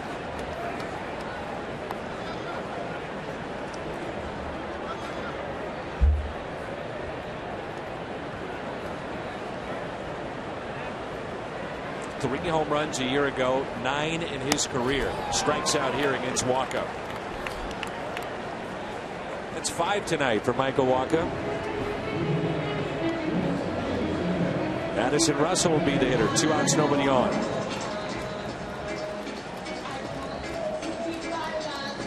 It's a key double play for the Cardinals when you look back to the bottom of the 4th to turn it. Started by Matt Carpenter, but it allowed Wacha just to regroup, get out of the inning, catch your breath, regroup. Good point. Not only that, if the ball scoots by Carpenter, it's 1st and 3rd. Out to right field, there's Hayward. He's got it in a 1-2-3 5th inning for Michael Wacha. We head to the 6th, and Wacha leads it off when we come back.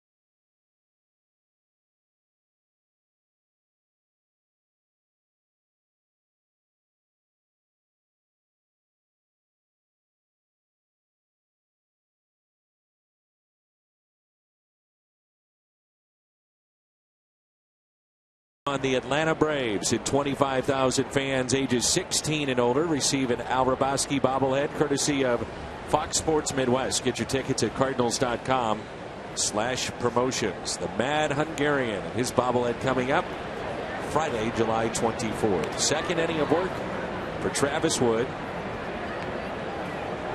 Al Raboski working on the radio side tonight. The Pirates scrap together 3 runs in the 8th. Take a 5-2 lead against San Diego. They are going to be tough to beat because of their pitching. The athletic outfield, MVP candidate McCutchen. Yeah, they've got it together now. The Cardinals, when they saw them earlier, didn't have it together. Lineup was disjointed. McCutchen wasn't playing well. Yeah, right. McCutchen, a horrible start. Crowd of 37,993 tonight. 37,993. 1 ball, 2 strikes on Michael Wacha. And he strikes out. That's how we start play here in the top of the 6th. Speaking of the Pirates, what's on tap? The first of 4 beginning tomorrow night. Carlos Martinez and Jeff Locke. Locke was sensational in his last start. Martinez looking for win number 10. And it's our Budweiser What's on Tap. Tommy Pham at the top of the lineup for the Cardinals, 0 for 2 of the walk. That all-star voting for Martinez tonight ends tonight or tomorrow night? I think Friday at 3. Oh, Friday at 3. Friday at 3. I was going to say, if he were voted into the all-star game. That's popped up left side. Castro giving chase and makes a basket catch. Nice play. Boy, that was a beautiful play by Castro. Running near those mounds. We talked about the mounds. Wrigley being one of the few. San Francisco, I guess, the other ballpark. But Castro giving a look, seeing how close he was to the mounds. But it's a very dangerous play with those mounds approaching. But had Carlos been voted into the All-Star game, I think you could look for a better performance tomorrow, perhaps. You can make a case for that. A tough night for Carpenter. And the bases loaded and lined out back in the 2nd. That ended the inning. And then with runners at 2nd and 3rd, grounded out to Rizzo with just a 1 out and a play at the plate. Could not get that run home. The Cardinals have stranded 7. 6 in 2 innings. They've had more opportunities to tack on some more to this lead and have not done it. 0-2 pitch to Carpenter. Average now down to 267. Just not quite comfortable right now. You can see it. Yeah. Such a good hitter, great eye, great player. A strikeout of Wood. And a called 3rd strike it is.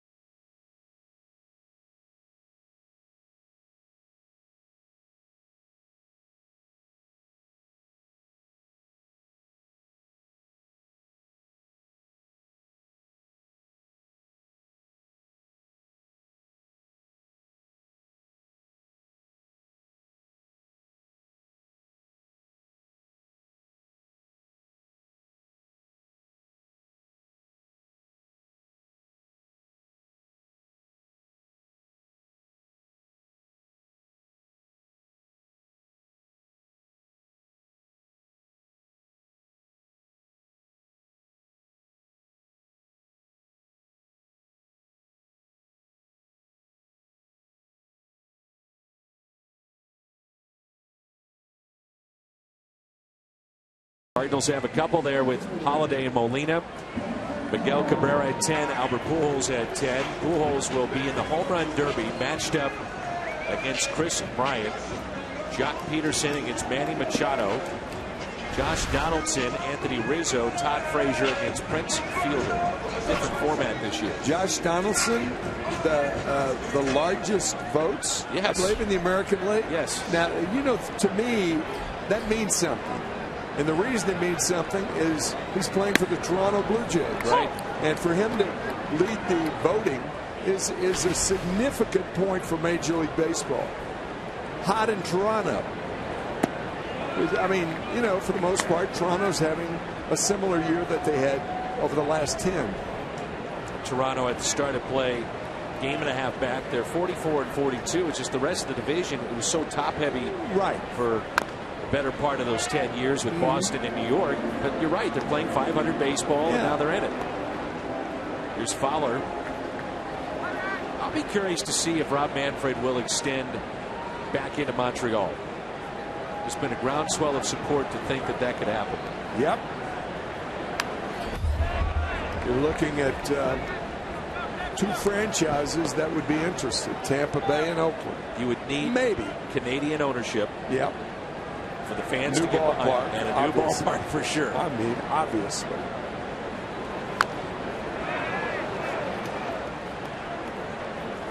Mentioned Pujols in the home run derby, first time since 2009, fourth time overall. He's never won the home run derby. His Fowler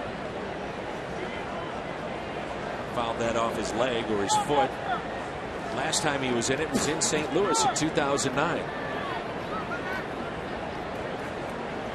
1 ball, 2 strikes.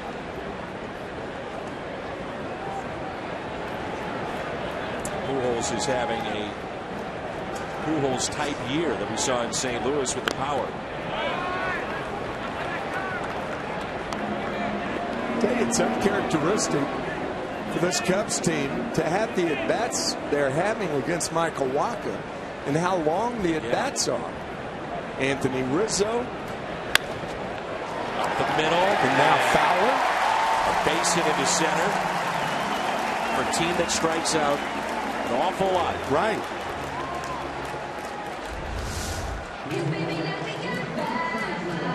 I wonder if Peralta thought that was going to hit the bat. Regardless, it goes into center field. It almost looked like that last half step to a step. Yeah. Gave up just a little bit on it. Now it's Anthony Rizzo. Rizzo is 1 for 2, a single to center and a run scored. Picked up the first hit for the Cubs tonight back in the 4th. His second hit tonight. Fowler will stop at second base. Fowler not running well after that foul ball.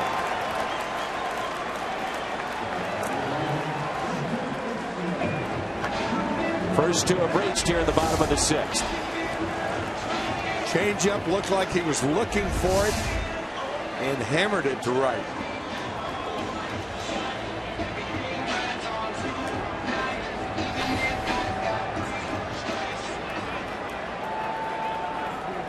Now the heart of this lineup coming up, Chris Bryant. RBI triple back in the 4th. You wonder if Wacha may be running out of steam here. 90 pitches. And with that, the Cardinals start to get 2 relievers up and get them loose. Big pitch there. Popped up. Infield fly. Carpenter makes the catch. I will guarantee you if more infielders dropped a sure chance infield fly, you'd get somebody. You get somebody trying to go from second to third. Advance at your own risk. Right, but how many times are the players tested for that? Right. Never. Saw Buster Posey about 3 years ago get caught on a routine infield fly at second base. Now Soler. Flied out, struck out. 0 for 2 tonight. Wacha struck out 5.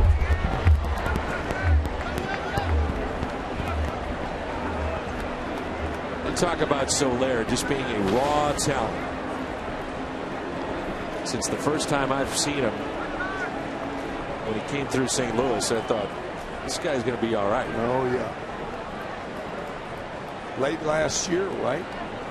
That's right. He had a couple of home runs in a game at Busch Stadium, and saw his arm and his speed. Looks the part, doesn't he? Yeah. When he charges the ball in right field.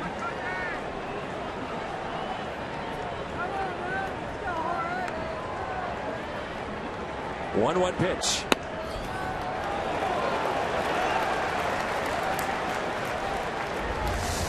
Well, that's big there. You go from what could be 1-2 now to 2-1. Hitters count. Seemed to be a good call, though.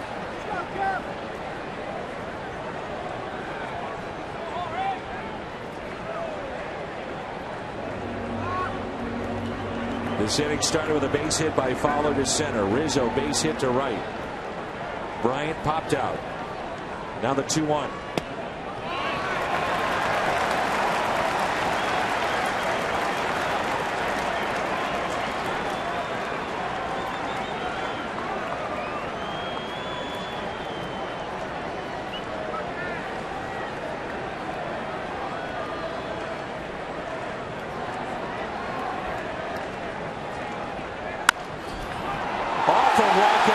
Everyone will be safe.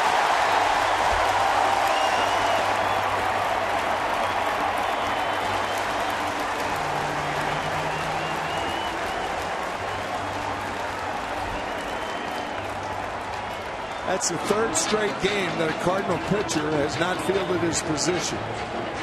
Last night with Kevin Segras, Miguel Sokolovich in game 2, and now Michael Wacha.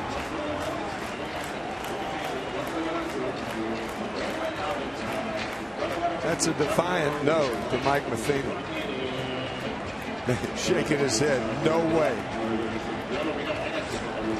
I'll do that, but I'm not leaving the game.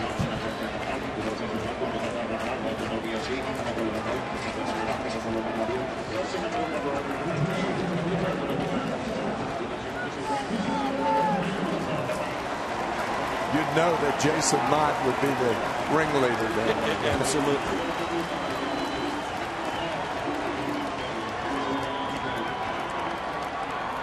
Four for 10 this season with the bases loaded. One down. Starlin Castro at the plate.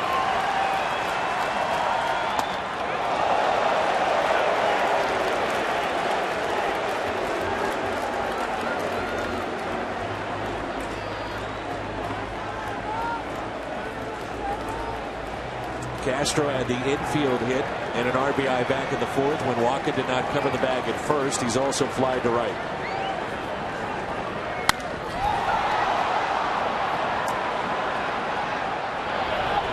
One ball, one strike.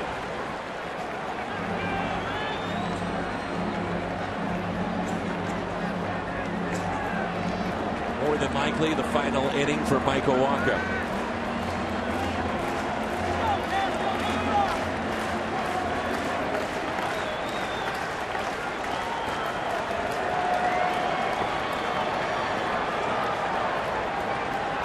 The 1-1. Check swing. And he did go. 1 ball, 2 strikes.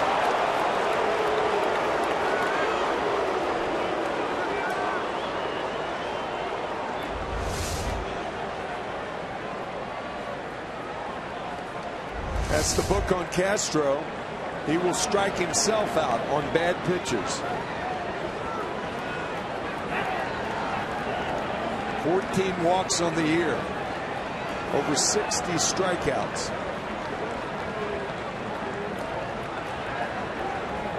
On 1-2. 2 balls, 2 strikes. It's never easy here at Wrigley, is it? No. Just a grind these last 3 days.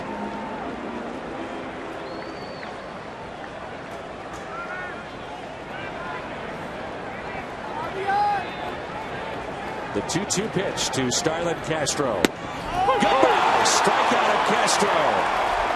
The biggest strikeout of the night for Michael Wacha. I think Castro was looking away for a breaking ball, and that fastball just splices the inside corner.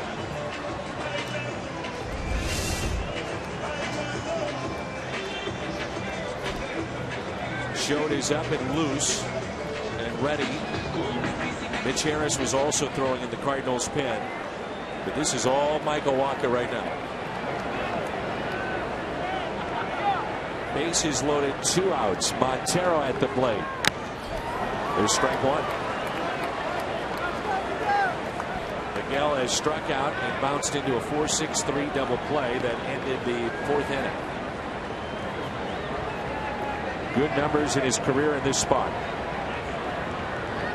The 0-1. Now 0-2.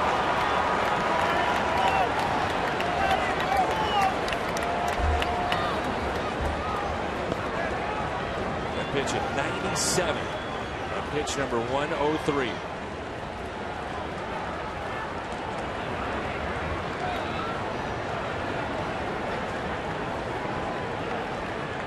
The 0-2.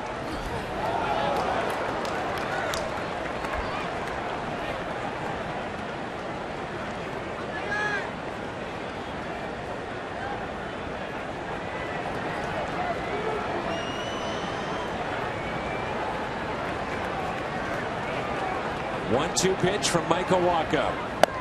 2-2. That pitch at 97. Plenty left in the tank. After swinging at that second high fastball, Michael came back with 2 fastballs right around the neck. Montero didn't bite. Probably a changeup here. Crowd here at Wrigley sold out. They're ready to explode. There's something positive off the bat of Montero. They want to talk about this 2-2 pitch. What do you think, Tim? Changeup? You go here against the lefty? I think the changeup becomes less effective because Molina went out there.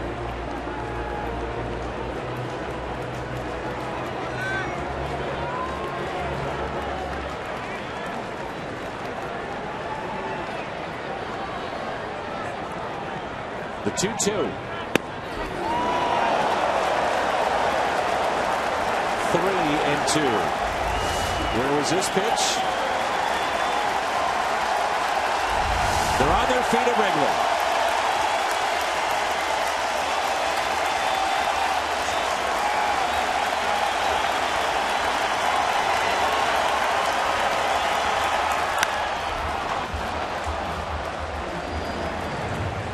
In many ways, this has to be a frustrating game for Michael Wacha. You're battling the Cubs. You're on the road. You're also battling the strike zone. Pat Hoberg has called. It's been small for the Cubs also, but not nearly as small as it's been for Wacha.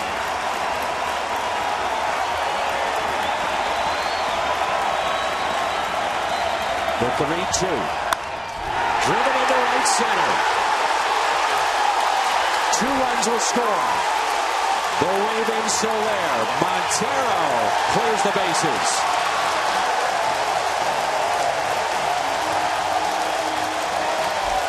And you got to wonder about this strike zone. And Michael Wacha, I'm sure he's furious.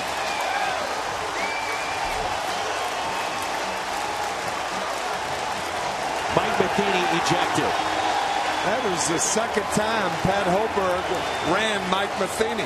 He ran him twice.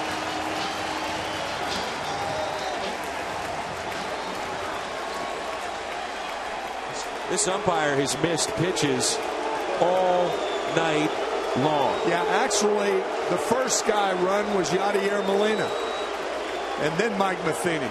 So the 2 times by Pat Hoberg, who has run 3 Cardinals in the last 2 nights. Seth Maness last night, Yadier Molina, Mike Matheny. You could almost read Mike's lips saying, all night you haven't given him those pitches. We started talking about it with the first hitter that Michael Wacha saw tonight. Right. That's the pitch that missed. And believe us, we try to be as fair as we can up here. It's not any Cardinal deal that the Cardinals should get the strike zone and the Cubs not. But those pitches were strikes, and they've been strikes all night. Molina ejected. Matheny ejected. Now Tony Cruz into the game. Montero, the runner at second base. Pitch count at 108 on Waka. The Cardinals do keep a very close eye on him because of the previous issues with the shoulder. And I'd be surprised if he would face anybody else in this inning, but they have not made any indication that they're going to the pen.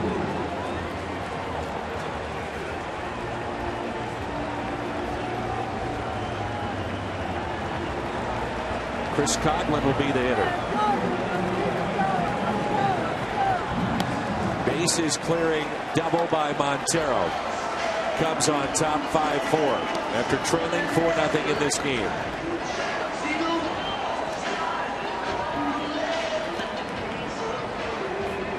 Bench coach David Bell now takes over.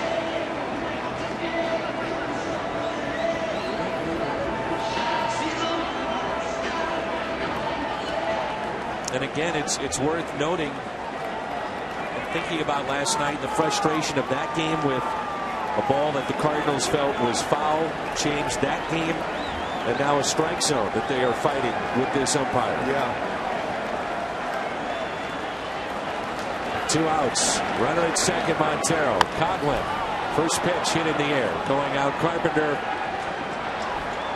He's got it. And the Cubs have a lead.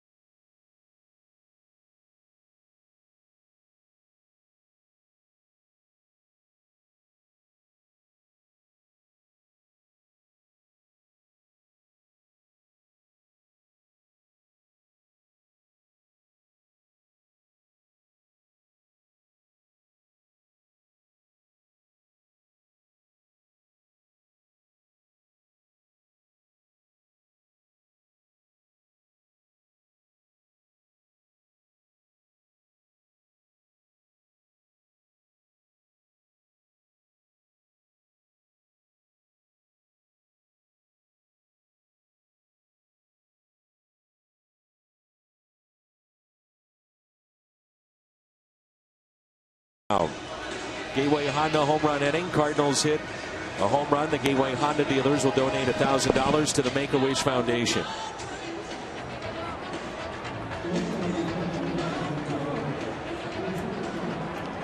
So Travis Wood, who's the third pitcher used by Chicago tonight, now pitching with the lead. Johnny Peralta will be the hitter.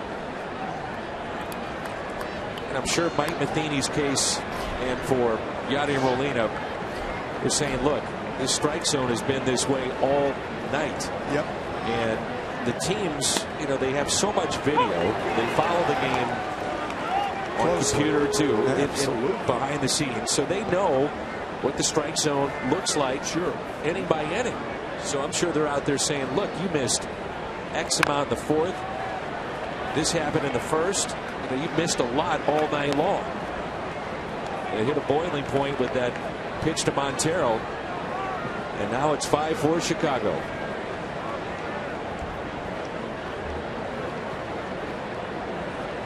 Peralta is 0 for 2.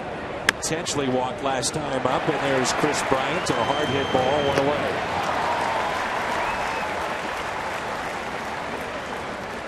This is the first time all year that Michael Wacha has given up a 4-run lead. Wow. Kia in the driver's seat. Jason Hayward since June 17th. First in a number of offensive categories.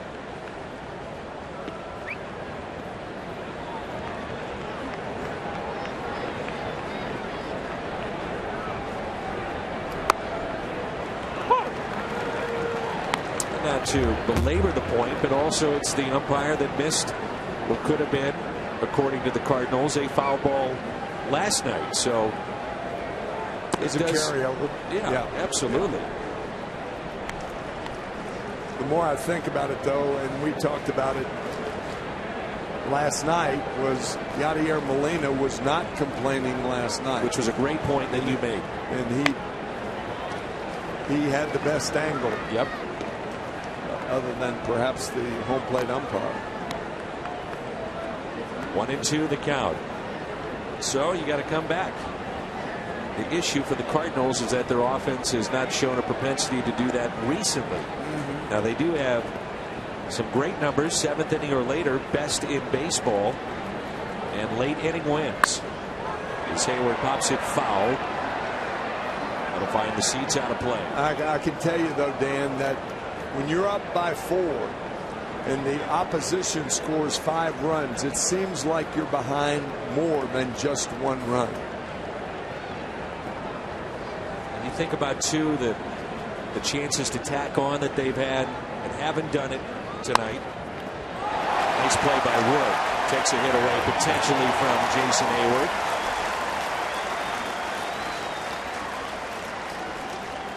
Two outs.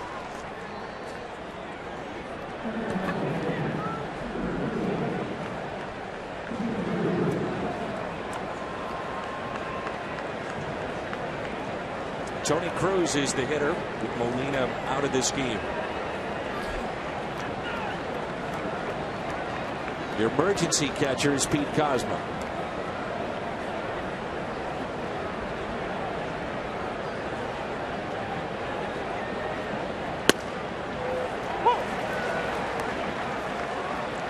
Wood is set down 6 in a row. Pinch hitting has been a problem for the Cardinals this year, but last night, in an effort to come back, they had 3 pinch hits in the 9th inning. 0-2. Tony Cruz had one of them.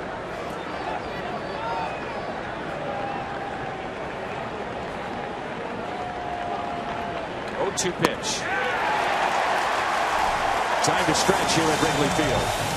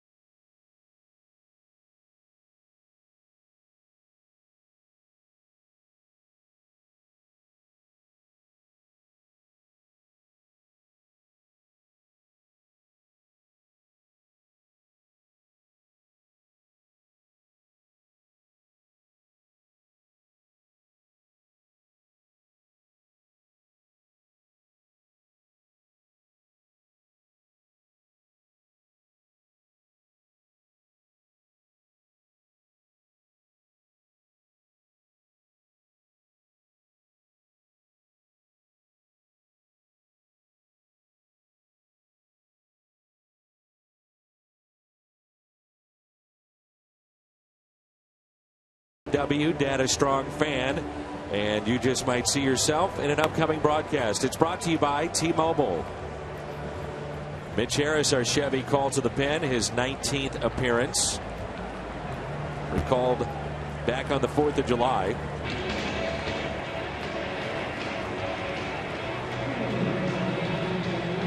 So he will pitch here in the bottom of the 7th. The Cardinals trailing by the score of 5-4 as Michael Wacha is out. And I think it's appropriate to say, since coming up on July 4th, it's Mitch's second tour of duty. Yes. With his background, 5 years in the Navy. Went to the Naval Academy. Great story. First pitch fouled back by Mike Baxter. Don't get tired of telling it either. Never. Or hearing it. Jerry Risch, our good friend back home in St. Louis that works over the visiting clubhouse. Yeah. Great guy. Tim, today is his 50th anniversary. What? In the major leagues with the Cardinals and working for the team behind the scenes. 50 years. So. And I knew him from day one. Yeah, right.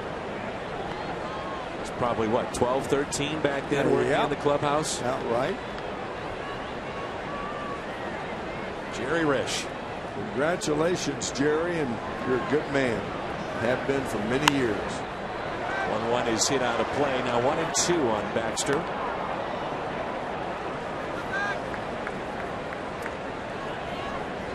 Monday pitch arsenal. You talked about it last couple of days that Mitch has been in. That slider improving.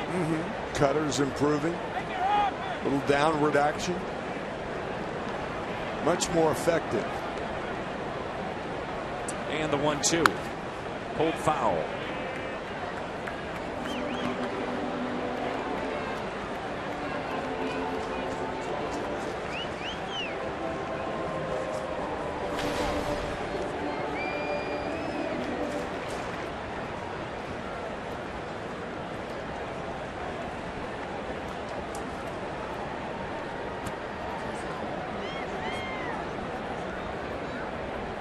One-two pitch, slowly hit left side, charging Reynolds, barehanded play, the stretch at first, out.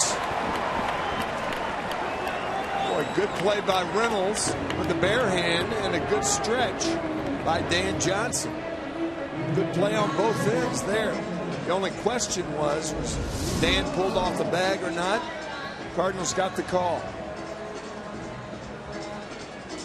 Reynolds plays a very nice third base. He really does. Originally a third baseman. Play either corners.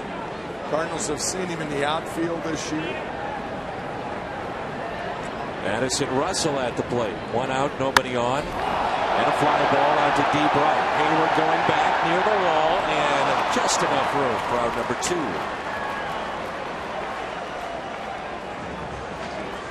Let's take a look at our Mazda game summary. Get you caught up if you're just joining us. 5-4 Chicago.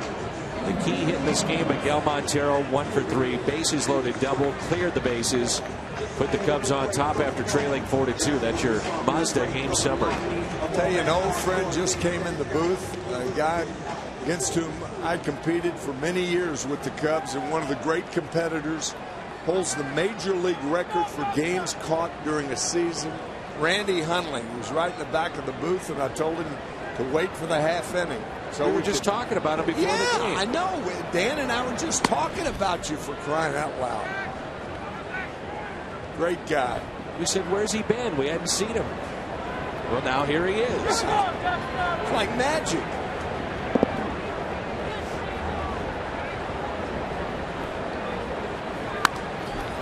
That's hit out of play.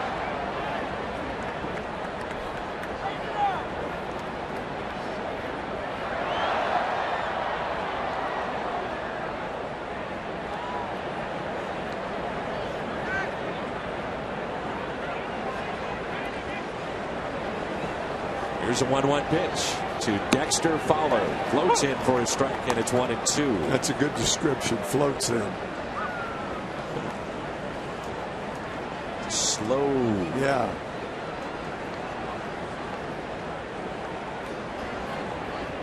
One-two pitch in the dirt. Cardinals have Reynolds, Grichuk, Johnson coming up. Right-hander throwing in the pen for Chicago.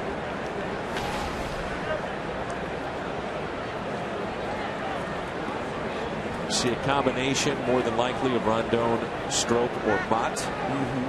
Three hard-throwing right-handers. 2-2.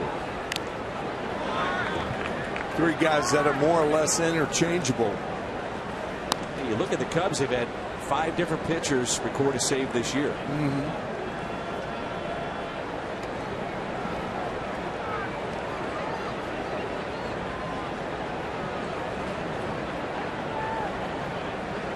James Russell there on the right talking to Mott.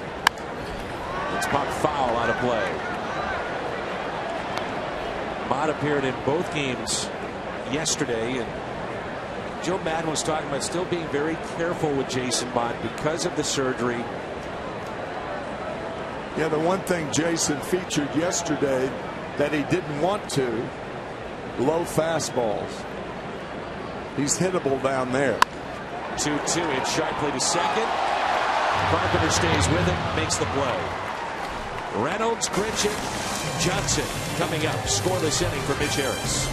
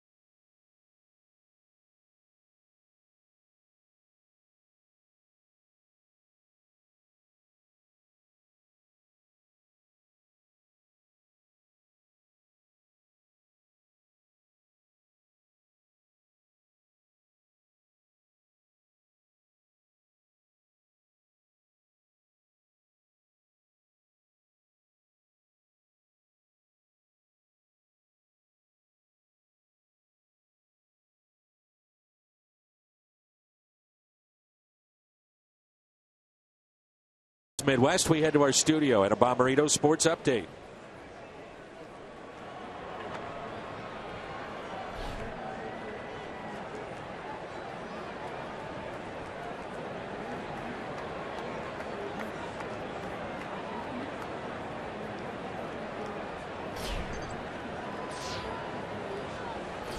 All right, here is Mark Reynolds. First pitch taken just a bit high. Rondon is into the ballgame. The hard-throwing right-hander for the Chicago Cubs.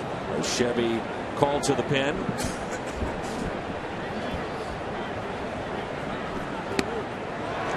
Good slider.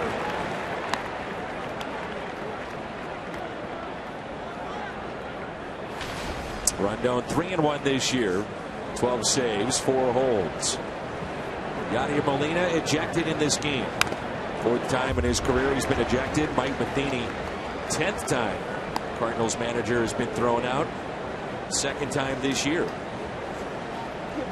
Across the board, you'll see the numbers in the next 5-10 years of managers being ejected way down because of replay. Just don't really have that confrontations as much. Right, and balls and strikes, arguing balls and strikes, and automatic ejection. And that's where most of them come today. Reynolds has tripled tonight, walked and struck out. Pitch it the other way and out of play. Pitch at 97.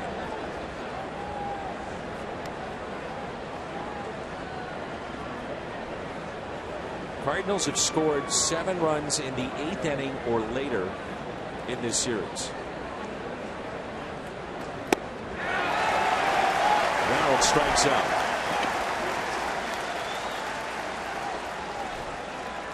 Yellowwood bring in the lumber, and it's Randall Grichuk. Grichuk with the RBI triple, run scored back in the 4th. 2 runs scored here tonight. That's the Yellowwood bring in the lumber.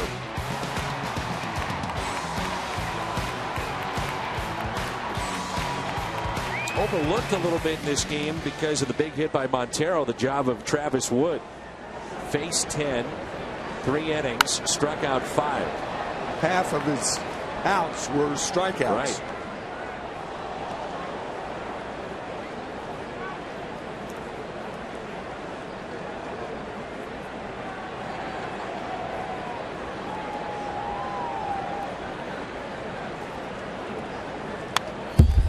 Even if the Cardinals don't score in this inning, it's important for them to get guys on, because otherwise you're going to face the top of the 9th inning with the pitcher spot, and then Tommy Pham leading off.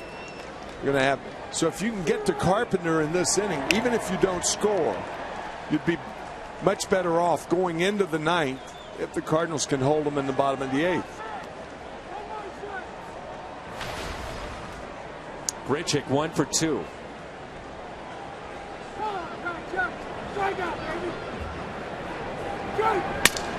Breaks his bat, hit up the middle. Castro gloves. Nice play, Starlin Castro.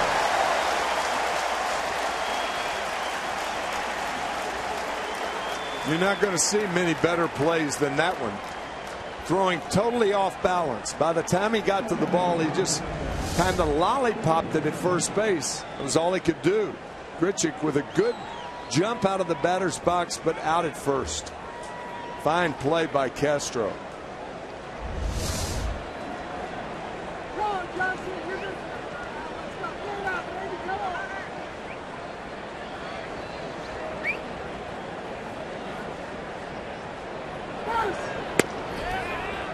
Strike to Johnson. 2 hits, 2 RBIs tonight. And again, another shift.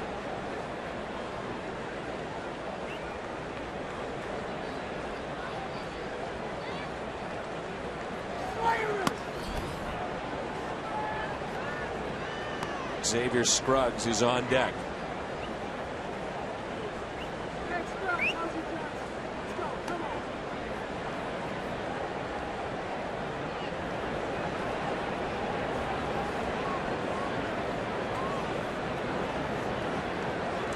Pitch.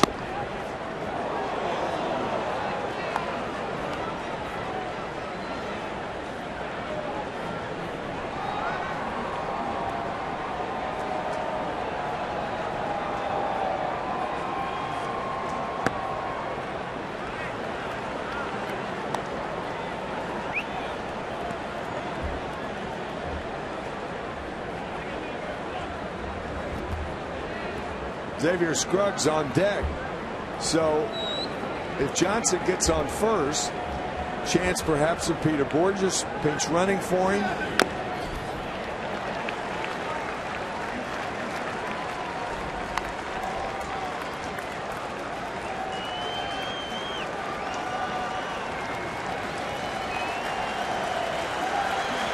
Three and 2.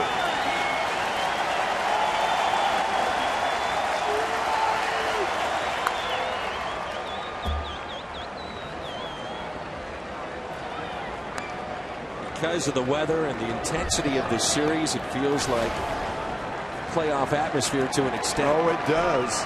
Cool weather. These crowds have just been electric the last 2 nights. Not really the first night, but the last 3 games in 2 days.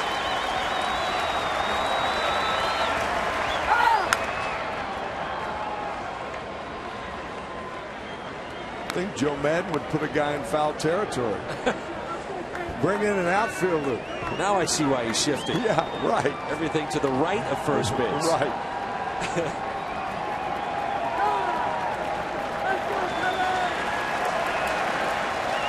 It's another 3-2 pitch.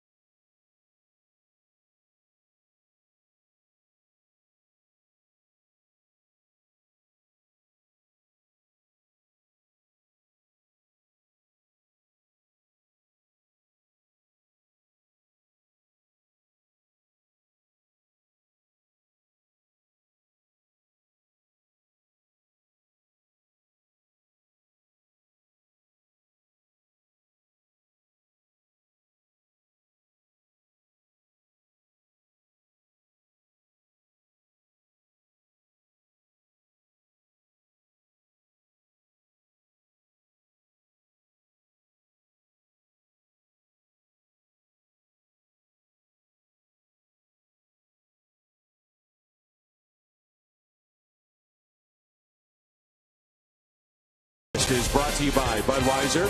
Make a plan to make it home. And by Ford, the official cars and trucks of the St. Louis Cardinals. Be interesting to hear what Mike Matheny has to say about clearly the umpiring. He was upset there, being ejected from the game as Randy Choate is in, our Chevy called to the pen.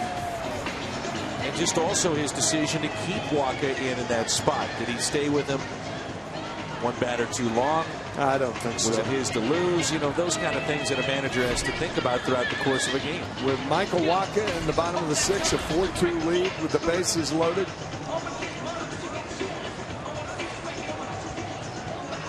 He gave it up, but I think you pitch to give it up with one of your best pitchers. I wouldn't say he's the best, but he's close to being the best. You give him that opportunity, in my view. Here's Rizzo, and he's looking at a ball. This is a one batter situation, obviously, for Randy with the right-handed Brian on deck. And probably a double switch with Scruggs going to first. And he'll bat ninth. And then the pitcher will bat in the number 8 hole, I would imagine. Rizzo with a home run off of Choate in yesterday's game.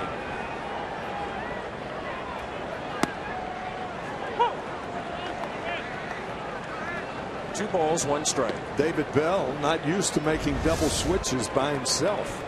Right. You know.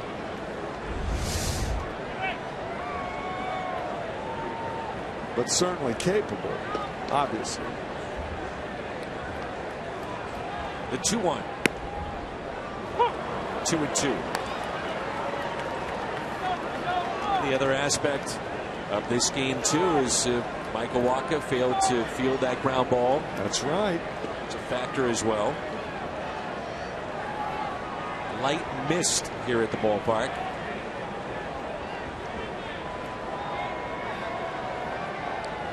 The 2-2. Rizzo strikes out. Cardinal fans, did you know the StubHub app is personalized just for you? Now with the StubHub app, you can select your favorite teams and artists and discover new ones too. Start at StubHub.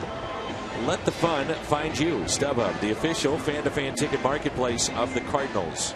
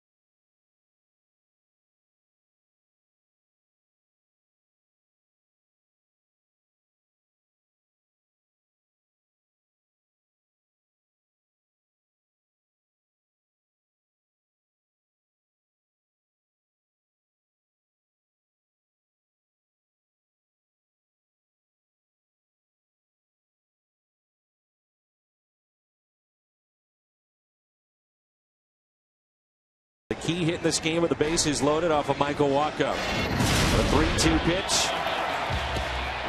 Drove it into right center. Cleared the bases. And the Cubs had their first lead of the night. And they lead it by the score of 5-4. That's our ChooseNissan.com drive of the game.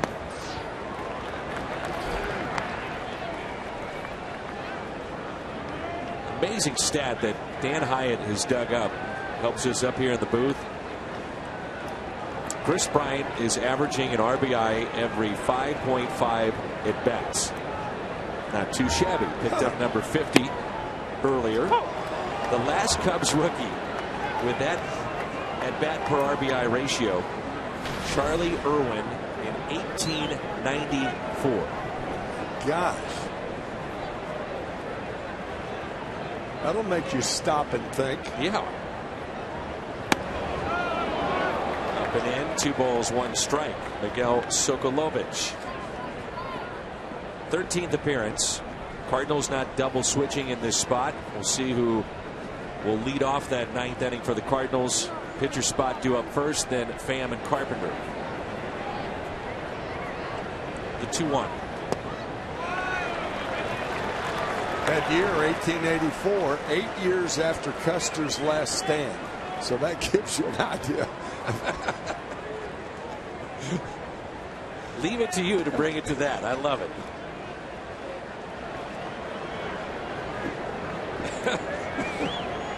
It does kind of put it in perspective. A walk to Bryant. This July, baseball's best players gather in Cincinnati. It's the Midsummer Classic with home field advantage for the World Series on the line. Coverage of the 2015 Major League Baseball All-Star Game begins Tuesday at 6 on Fox, streaming live on Fox Sports Go. One out walk to Chris Bryant.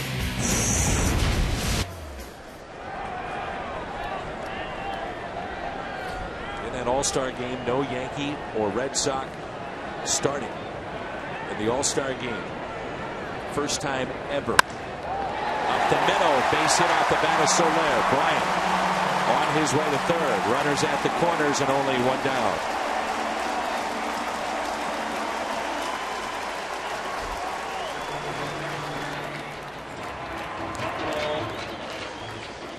This is the first time we've seen Chris Bryant in a series to where you get an idea about other side of the ball, playing defense. I know he's got 11 errors this year, but you got to like his action at third and running the bases with abandon. A lot faster than you think, longer stride than you think. Whole package.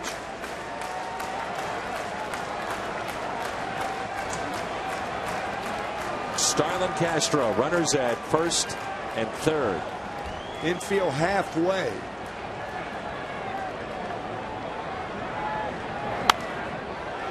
Remember, it was Castro's double play in game one that was such a huge play by Colton Wong, diving to his left, kept the game scoreless. And the 12th time that Castro had grounded into a double play this year. The Cardinals are looking for that right here. You don't want to come all the way in, but you want to go halfway, because the ball is hit sharply to a middle infielder. You go to second. If it's hit sharply to Reynolds, however, he's got to make up his mind immediately as to whether he can turn the double play. Otherwise, come home. Runner goes, and it's driven down the left field line, and this ball is foul. Castro just running, became a spectator. Why do guys do that? I don't understand. I don't get it.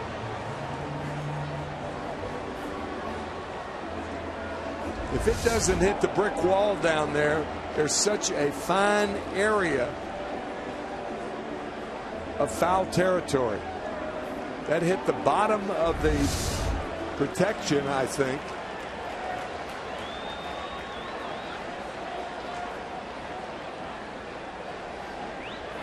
They're going to review this. Well, if you review it, where do you put Castro? Back home? Say it's a double and he has to stay home.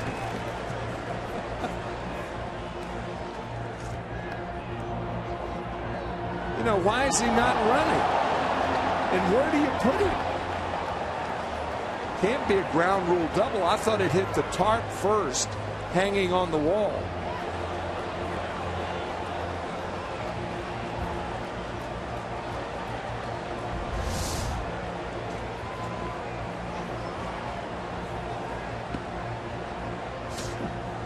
He knows it's not enough to be out. Right.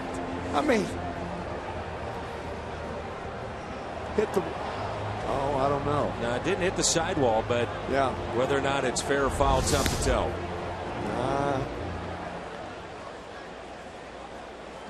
They say foul ball. Foul ball. But a ball that close, wouldn't you think the guy who hit it would run? He should.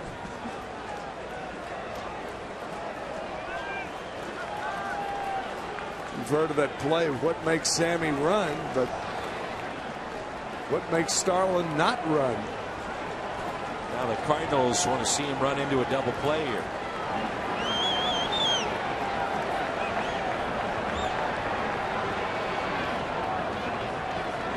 Here's an 0-2 pitch.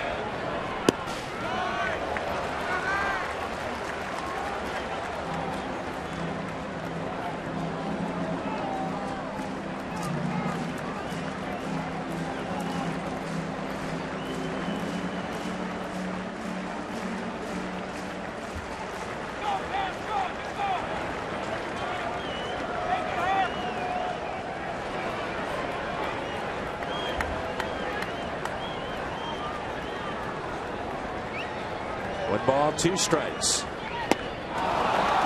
Castro strikes out for the second time tonight in a key spot.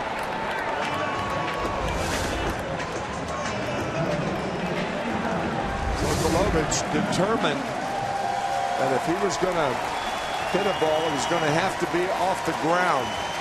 Good pitch from Sokolovich. So runners at the corners. Miguel Montero.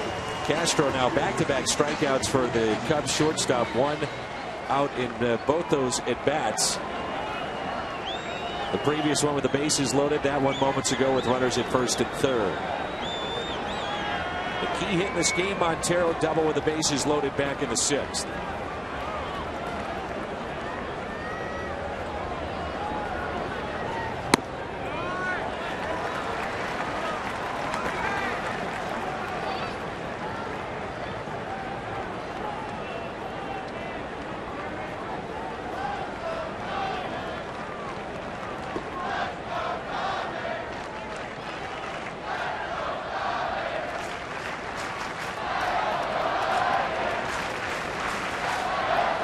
Pitch foul back.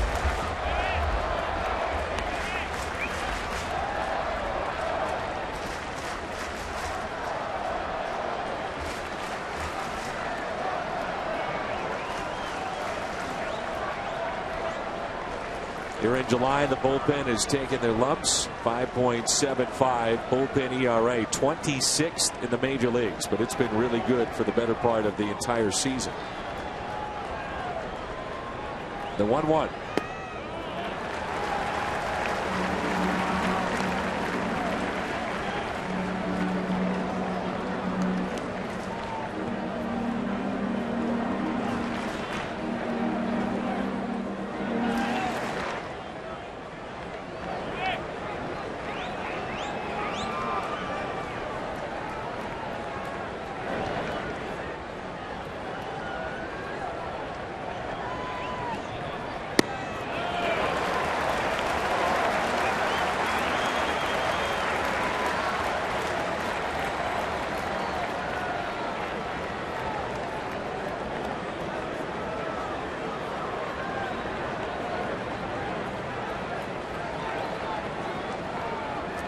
Three balls, one strike.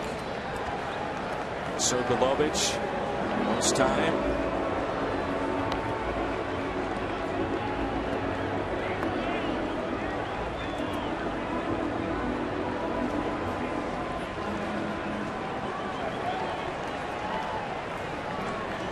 Coughlin is on deck. The 3-1 pitch to Montero. Runner goes. Swung on and missed. Soler at second base. That will be a stolen base because certainly no indifference there. But it was interesting with Dan Johnson playing all the way back, and it makes sense. You're trying to pitch around Montero to get to Coughlin. Montero's going to get that splitter again, I think, from Sokolovich.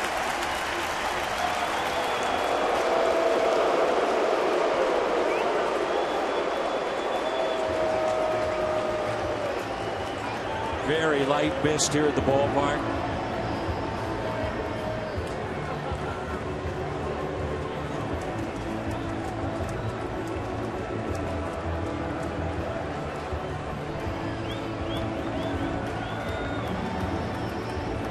And once again, this big crowd here at Wrigley ready to erupt.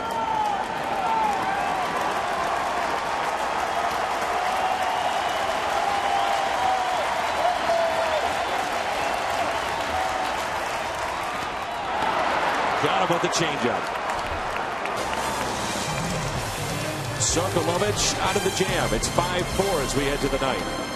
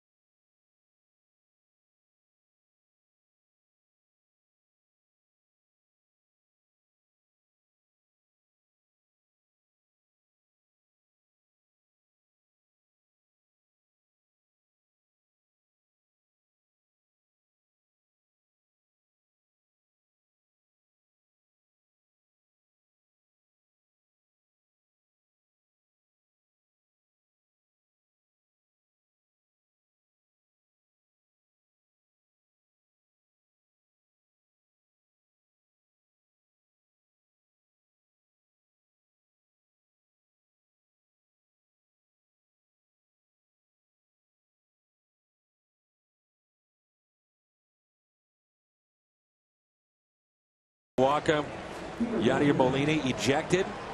Pedro Strop has walked 6, struck out 43 in 37 2/3 innings. Peter Borges will be the pinch hitter. He'll lead things off, followed by Tommy Pham and then Matt Carpenter. And Dan, I was wrong in the bottom of the 8th inning because I thought the double switch would be employed by David Bell, putting Xavier Scruggs at first base, the pitcher in the 8-hole.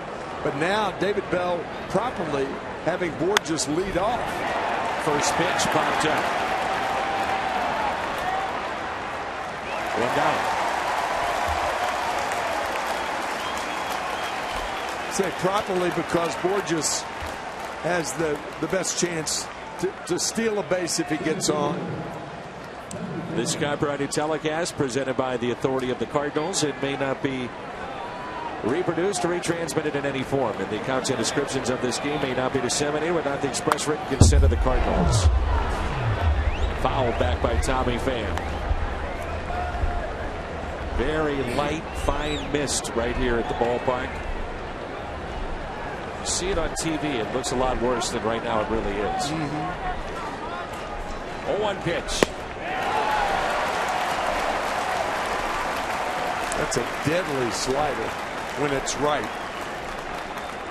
Opponents only hitting 1-43 against Strop. We noticed yesterday how quickly he was working too. I think that pitch should be illegal, and I don't know why I say that, but I think it should be illegal. We were laughing about it last night. That's his quick pitch.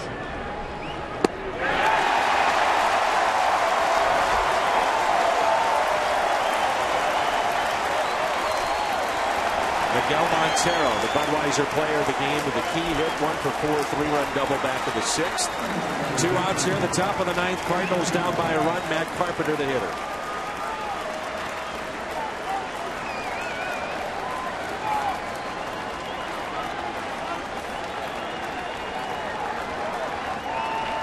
Tough night for Carpenter. Cardinals have had opportunities to tack on runs with the lead and could not do it. Matt had the bases loaded. Back of the 2nd, lined out. And then with 1 out, runners at 2nd and 3rd. A ground ball to the first baseman Rizzo, got the runner trying to score. 1-0 pitch. 2 balls, no strikes. You know, so we've talked about the strike zone, but certainly other opportunities the Cardinals have had, plenty of them. That run that was nailed at home plate would have been the tying run as it's turned out. Right. With the Cubs scoring 5 runs tonight. The misplay by Walker on the ground ball. I mean, there's a lot of things here that cost the Cardinals in this particular spot.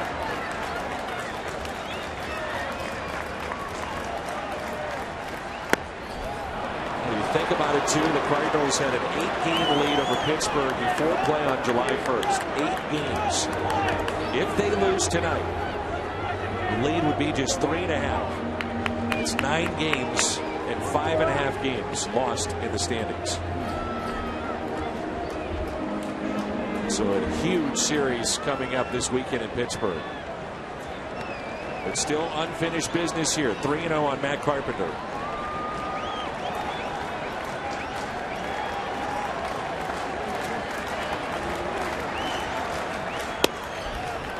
Tying run is on. And it brings in Johnny Peralta.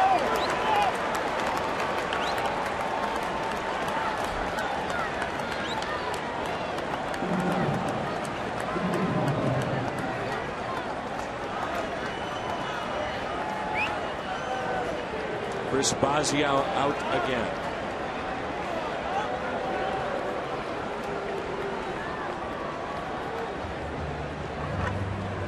This cannot be a meeting about the speed of Carpenter at first base.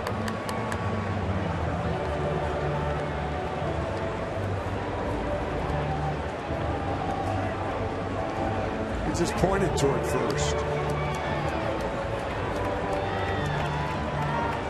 Well, you got Cosma now pinch running for Carpenter. That changes things. Yep.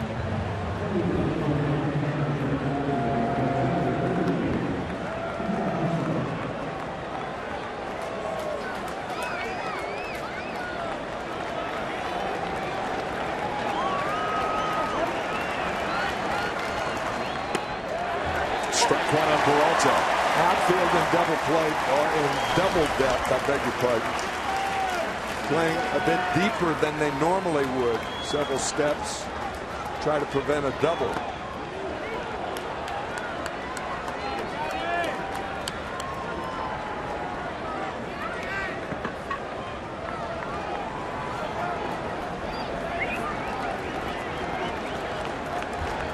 One ball, one strike on Peralta.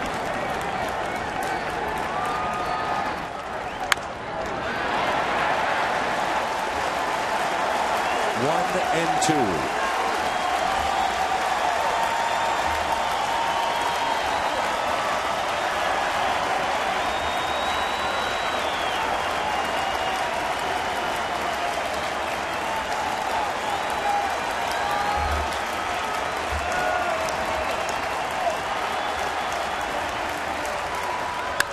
Peralta jumps on this pitch, deep left field. Gone! It's gone! Down to their final strike. Peralta, two-run bomb! And that sends a jolt through Wrigley.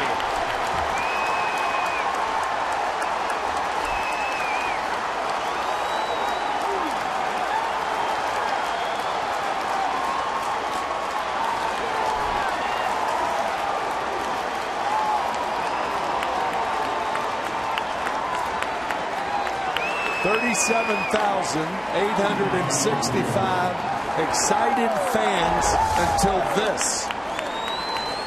Now they're numb.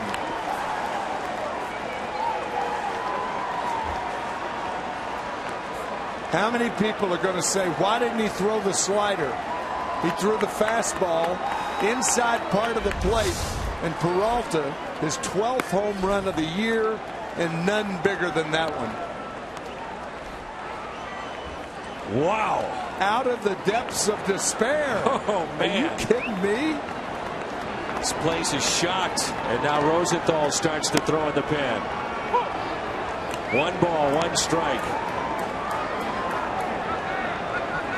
Maybe the hit of the year so far. Cardinals have scored 6. Get any size coffee, frozen drink, soda tomorrow at On the Run. They are stunned here at Wrigley Field. 6-5 Cardinals.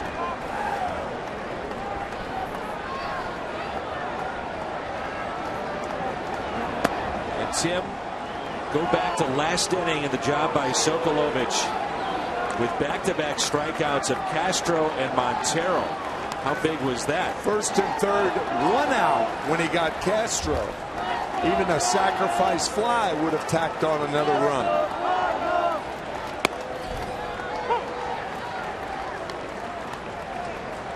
That'll get your heart pumping. Oh, man.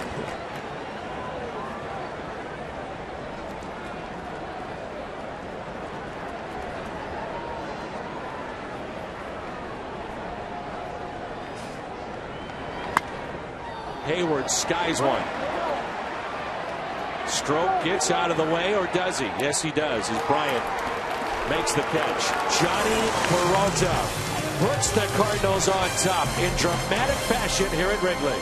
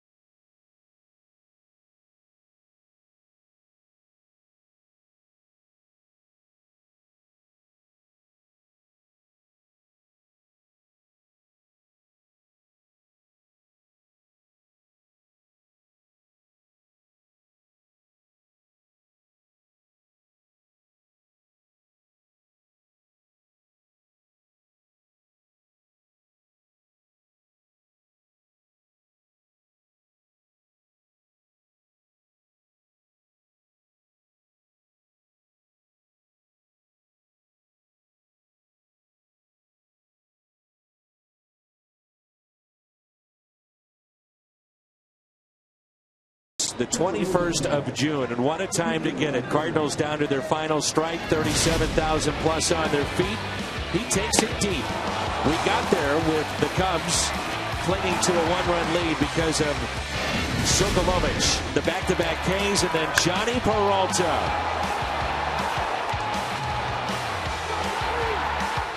The hit of the year so far. Wow. How can Seattle throw the ball in the Super Bowl, and how can Stroke throw a fastball in that count? Come on. And now they turn it over to one of the top closers right now in baseball, Trevor Rosenthal. He's 24 of 25 in save opportunities. One earned run in his last 25 games, Trevor Rosenthal. Hard to believe that these games have been tight enough for Trevor Rosenthal to get in them, but it's his first appearance in the series. Just thinking that too. Yeah. Coughlin leads it off in the bottom of the ninth. 0 for 3 tonight.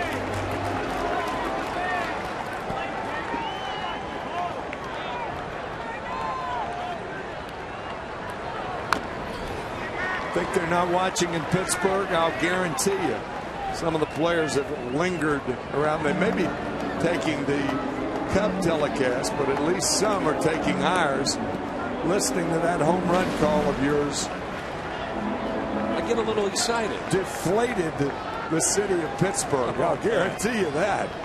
What a moment. Now they just need to get the 3 outs here. And cap it off with a win and a split here in Chicago.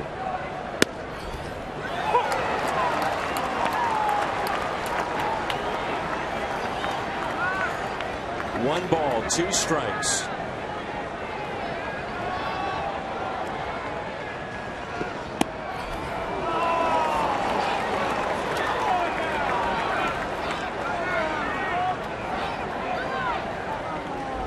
Tony Cruz, you can't argue that pitch outside low, because then you've got Pete Kozma behind the plate.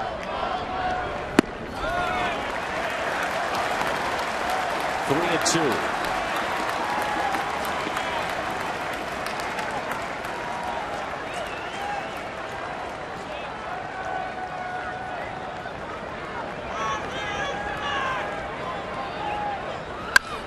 Line drive, out number 1, and look who it is. Johnny on the spot.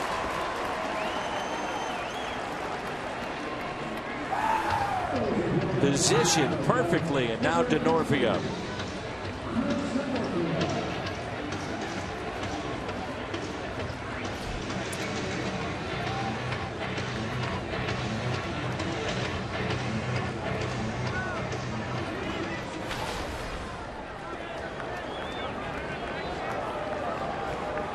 Good numbers for DeNorfia. He's been their top pinch hitter.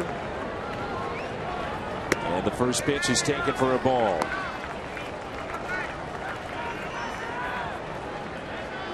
Remember, Kozma was a pinch runner. He's still in the game at second base. They're guarding the lines. Straight away in the outfield. 1 ball, 1 strike.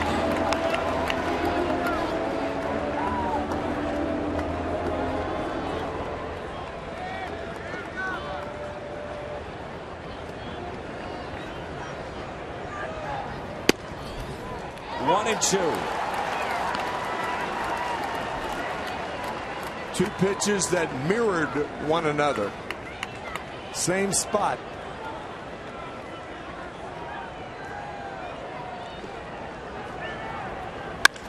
Up the middle. Kozma stays with it. Makes the play. The stretch at first. Mr. Momentum has changed. Oh, has it ever. Line drive hit hard by Coughlin to Peralta. Now a juggling act by Pete Kozma.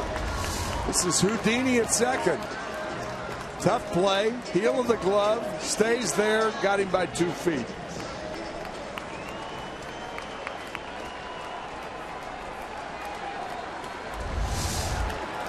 2 outs, nobody on. Here's Addison Russell.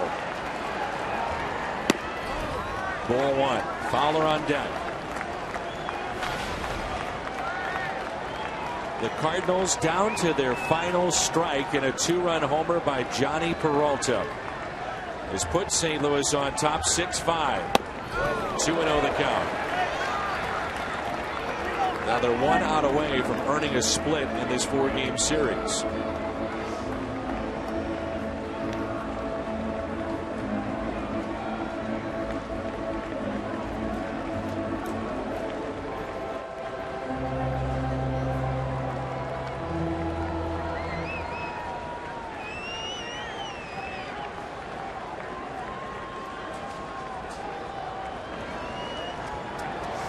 The 2-0.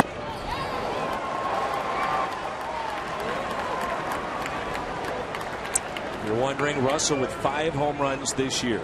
Hitless tonight, twice his fly to right. One time it was deep right field, and he struck out.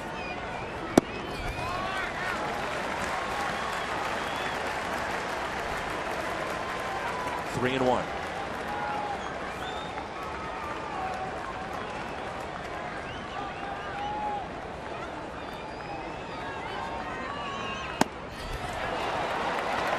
Three and 2, and now the Cubs down to their final strike.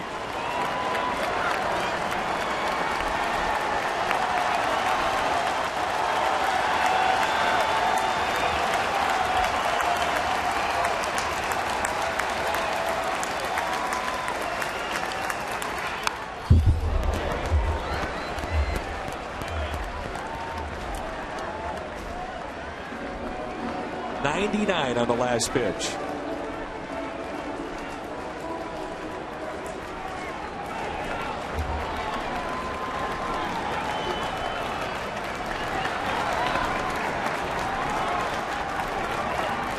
The 3-2. Driven into right center field. Burgess on the move. Can't get there. Russell on his way to second base. The tying run in scoring position. And Dexter Fowler will be the hitter.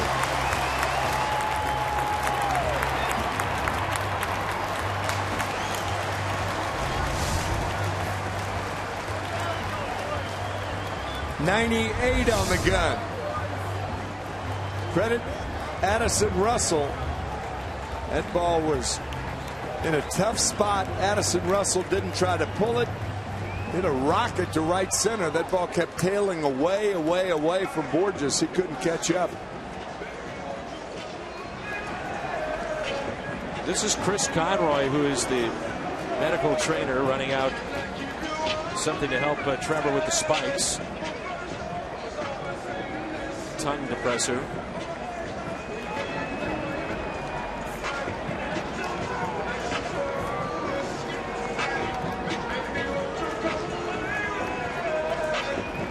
What a game, huh? What a game.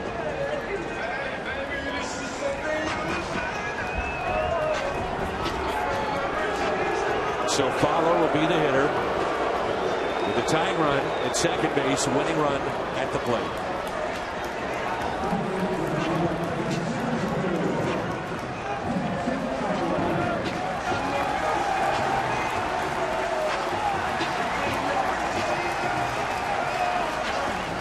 For 2, pair of strikeouts against the Cardinals closer. Everybody's on their feet here at Wrigley Field.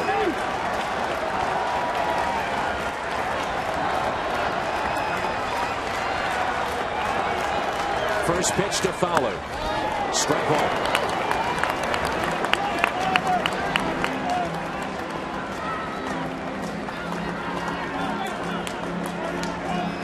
1. Two outs, runners in scoring position. What the Cubs center fielder has done this year.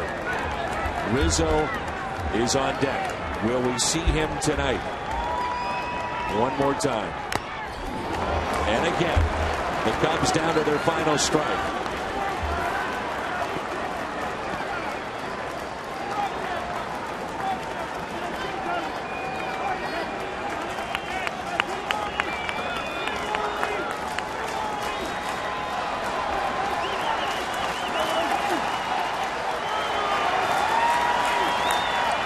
The 0-2.